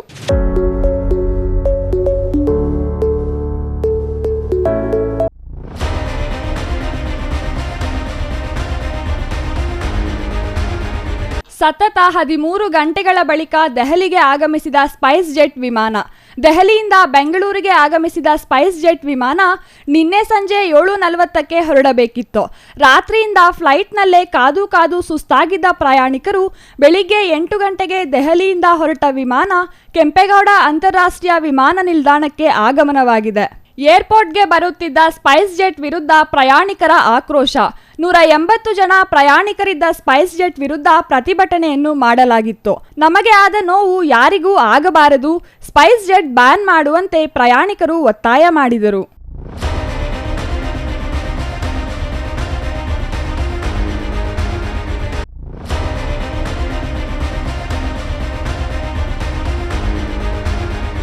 ರಸ್ತೆ ಬದಿ ಇದ್ದ ಸಣ್ಣ ಹೋಟೆಲಿನಲ್ಲಿ ಆಕಸ್ಮಿಕವಾಗಿ ಬೆಂಕಿ ಕಾಣಿಸಿಕೊಂಡು ಕ್ಷಣಾರ್ಧದಲ್ಲಿಯೇ ಹೋಟೆಲ್ ಹೊತ್ತಿ ಉರಿದಿದೆ. ಸಣ್ಣ ಹೋಟೆಲ್ನಲ್ಲಿದ್ದ ಸಿಲಿಂಡರ್ ಬ್ಲಾಸ್ಟ್ ಆಗಿದೆ. ದೇವನಹಳ್ಳಿ ತಾಲೂಕಿನ ಕೋಡಗುರ್ಕಿ ಬಳಿಯ ಪ್ರೆಸ್ಟೇಜ್ ಗೇಟ್ ಬಳಿ ಘಟನೆ ನಡೆದಿದ್ದು, ಇದರಿಂದ ಕೆಲಕಾಲ ಆತಂಕದ ವಾತಾವರಣ ನಿರ್ಮಾಣವಾಗಿತ್ತು. ಸಿಲಿಂಡರ್ ಬ್ಲಾಸ್ಟ್ ಆದರೂ ಅದೃಷ್ಟವಶಾತ್ ಯಾವುದೇ ಪ್ರಾಣಹಾನಿ ಆಗಿಲ್ಲ. ಯಮರಹಳ್ಳಿ ಗ್ರಾಮದ ಸೀನಪ್ಪ ಎಂಬುವವರಿಗೆ ಸೇರಿದ ಹೋಟೆಲ್ ಇದಾಗಿದ್ದು, ಹೋಟೆಲ್ ಬಾಗಿಲು ಹಾಕಿಕೊಂಡು ಆಗಷ್ಟೇ ಮಾಲೀಕ ಮನೆಗೆ ತೆರಳಿದ್ದ ಎನ್ನಲಾಗಿದೆ. ಈ ವೇಳೆ ಆಕಸ್ಮಿಕವಾಗಿ ಬೆಂಕಿ ಅವಘಡ ಸಂಭವಿಸಿದೆ. ರಾತ್ರಿ 10 ಗಂಟೆ ಸಮಯದಲ್ಲಿ ಅವಘಡ ನಡೆದಿದ್ದು, ಸ್ಥಳಕ್ಕೆ ಅಗ್ನಿಶಾಮಕ ದಳದ ಸಿಬ್ಬಂದಿ ಭೇಟಿ ನೀಡಿ ಬೆಂಕಿ ನಂದಿಸುವ ಕಾರ್ಯ ಮಾಡಿದರೂ ಹೋಟೆಲ್ ಸಂಪೂರ್ಣವಾಗಿ ಸುಟ್ಟು ಭಸ್ಮವಾಗಿದೆ. ವಿಶ್ವನಾಥಪುರ ಪೊಲೀಸ್ ಠಾಣೆ ವ್ಯಾಪ್ತಿಯಲ್ಲಿ ಈ ಪ್ರಕರಣ ನಡೆದಿದೆ.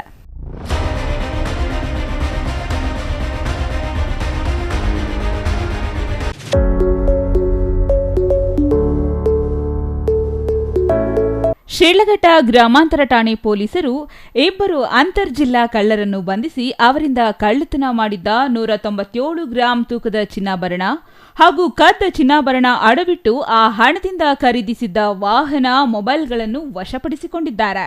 ಶಿಡ್ಲಘಟ್ಟ ತಾಲೂಕಿನ ದೊಡ್ಡ ಚೊಕ್ಕಂಡಹಳ್ಳಿಯ ವಾಸಿ ಚಾಲಕ ವೃತ್ತಿ ಮಾಡುತ್ತಿದ್ದ ರವಿ, ಮಾಲೂರು ತಾಲೂಕು ಹುಂಗೇನಹಳ್ಳಿ ವಾಸಿ ಪೈಂಟರ್ ಕೆಲಸ ಮಾಡುತ್ತಿದ್ದ ವಿವೇಕ್ ಬಂಧಿತರಾಗಿದ್ದಾರೆ. ಅವರಿಂದ ಸುಮಾರು 10 ಲಕ್ಷ ಮೌಲ್ಯದ 197 ಗ್ರಾಂ ಚಿನ್ನಾಭರಣ, ಟಾಟಾ ಸುಮೋ ವಾಹನ, 2 ಮೊಬೈಲ್ಗಳನ್ನು ವಶಪಡಿಸಿಕೊಳ್ಳಲಾಗಿದೆ.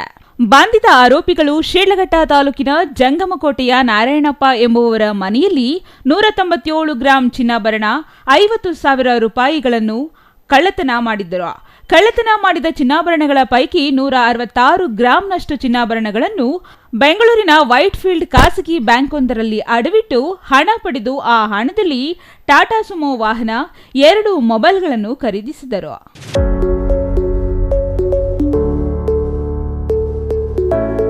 ಕೊನೆಯದಾಗಿ ಮತ್ತೊಮ್ಮೆ ಮುಖ್ಯಾಂಶಗಳು.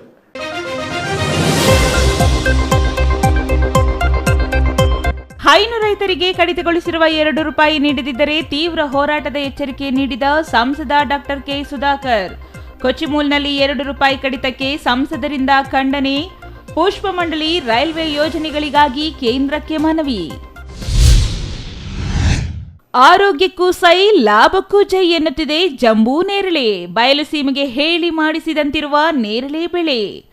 ಬಾಯಿ ರುಚಿಗೆ ಮಾತ್ರವಲ್ಲ, ಆರೋಗ್ಯಕ್ಕೂ ಸಹಕಾರಿ ಜಂಬೂ ನೇರಳೆ ಹಣ್ಣು. ನಂಜನಗೂಡು ಪಾಳು ಬಿದ್ದ ಬಾದನವಾಳು ಉಪ ಪೊಲೀಸ್ ಠಾಣೆಗೆ ಕಾಯಕಲ್ಪ ಕಲ್ಪಿಸುವವರೇ ಗೃಹ ಸಚಿವರು. ಮುಚ್ಚಿ ಹೋದ ಉಪ ಪೊಲೀಸ್ ಠಾಣೆ ಕಾಯಕಲ್ಪ ಯಾವಾಗ? ಗಡಿಭಾಗದ ಸರ್ಕಾರಿ ಶಾಲೆಗಳ ಅಭಿವೃದ್ಧಿಗೆ ಸಹಕರಿಸಲು ಕೇಂದ್ರ ಶಿಕ್ಷಣಾಧಿಕಾರಿ ತನುಜಾ ಮನವಿ. ಸಂಘ ಸಂಸ್ಥೆಗಳ ಕೊಡುಗೆಯಿಂದಲೇ ಗಡಿ ಶಾಲೆಗಳ ಅಭಿವೃದ್ಧಿ ಎಂದ ಬಾಗೇಪಲ್ಲಿ ಬಿಇಒ. ಇದಿಷ್ಟು ಈ ಹೊತ್ತಿನ ಸುದ್ದಿ. ನೋಡ್ತಾ ಇರಿ ಸಿಟಿವಿ ನ್ಯೂಸ್, ಇದು ನಿಮ್ಮ ಜೊತೆಗಾರ.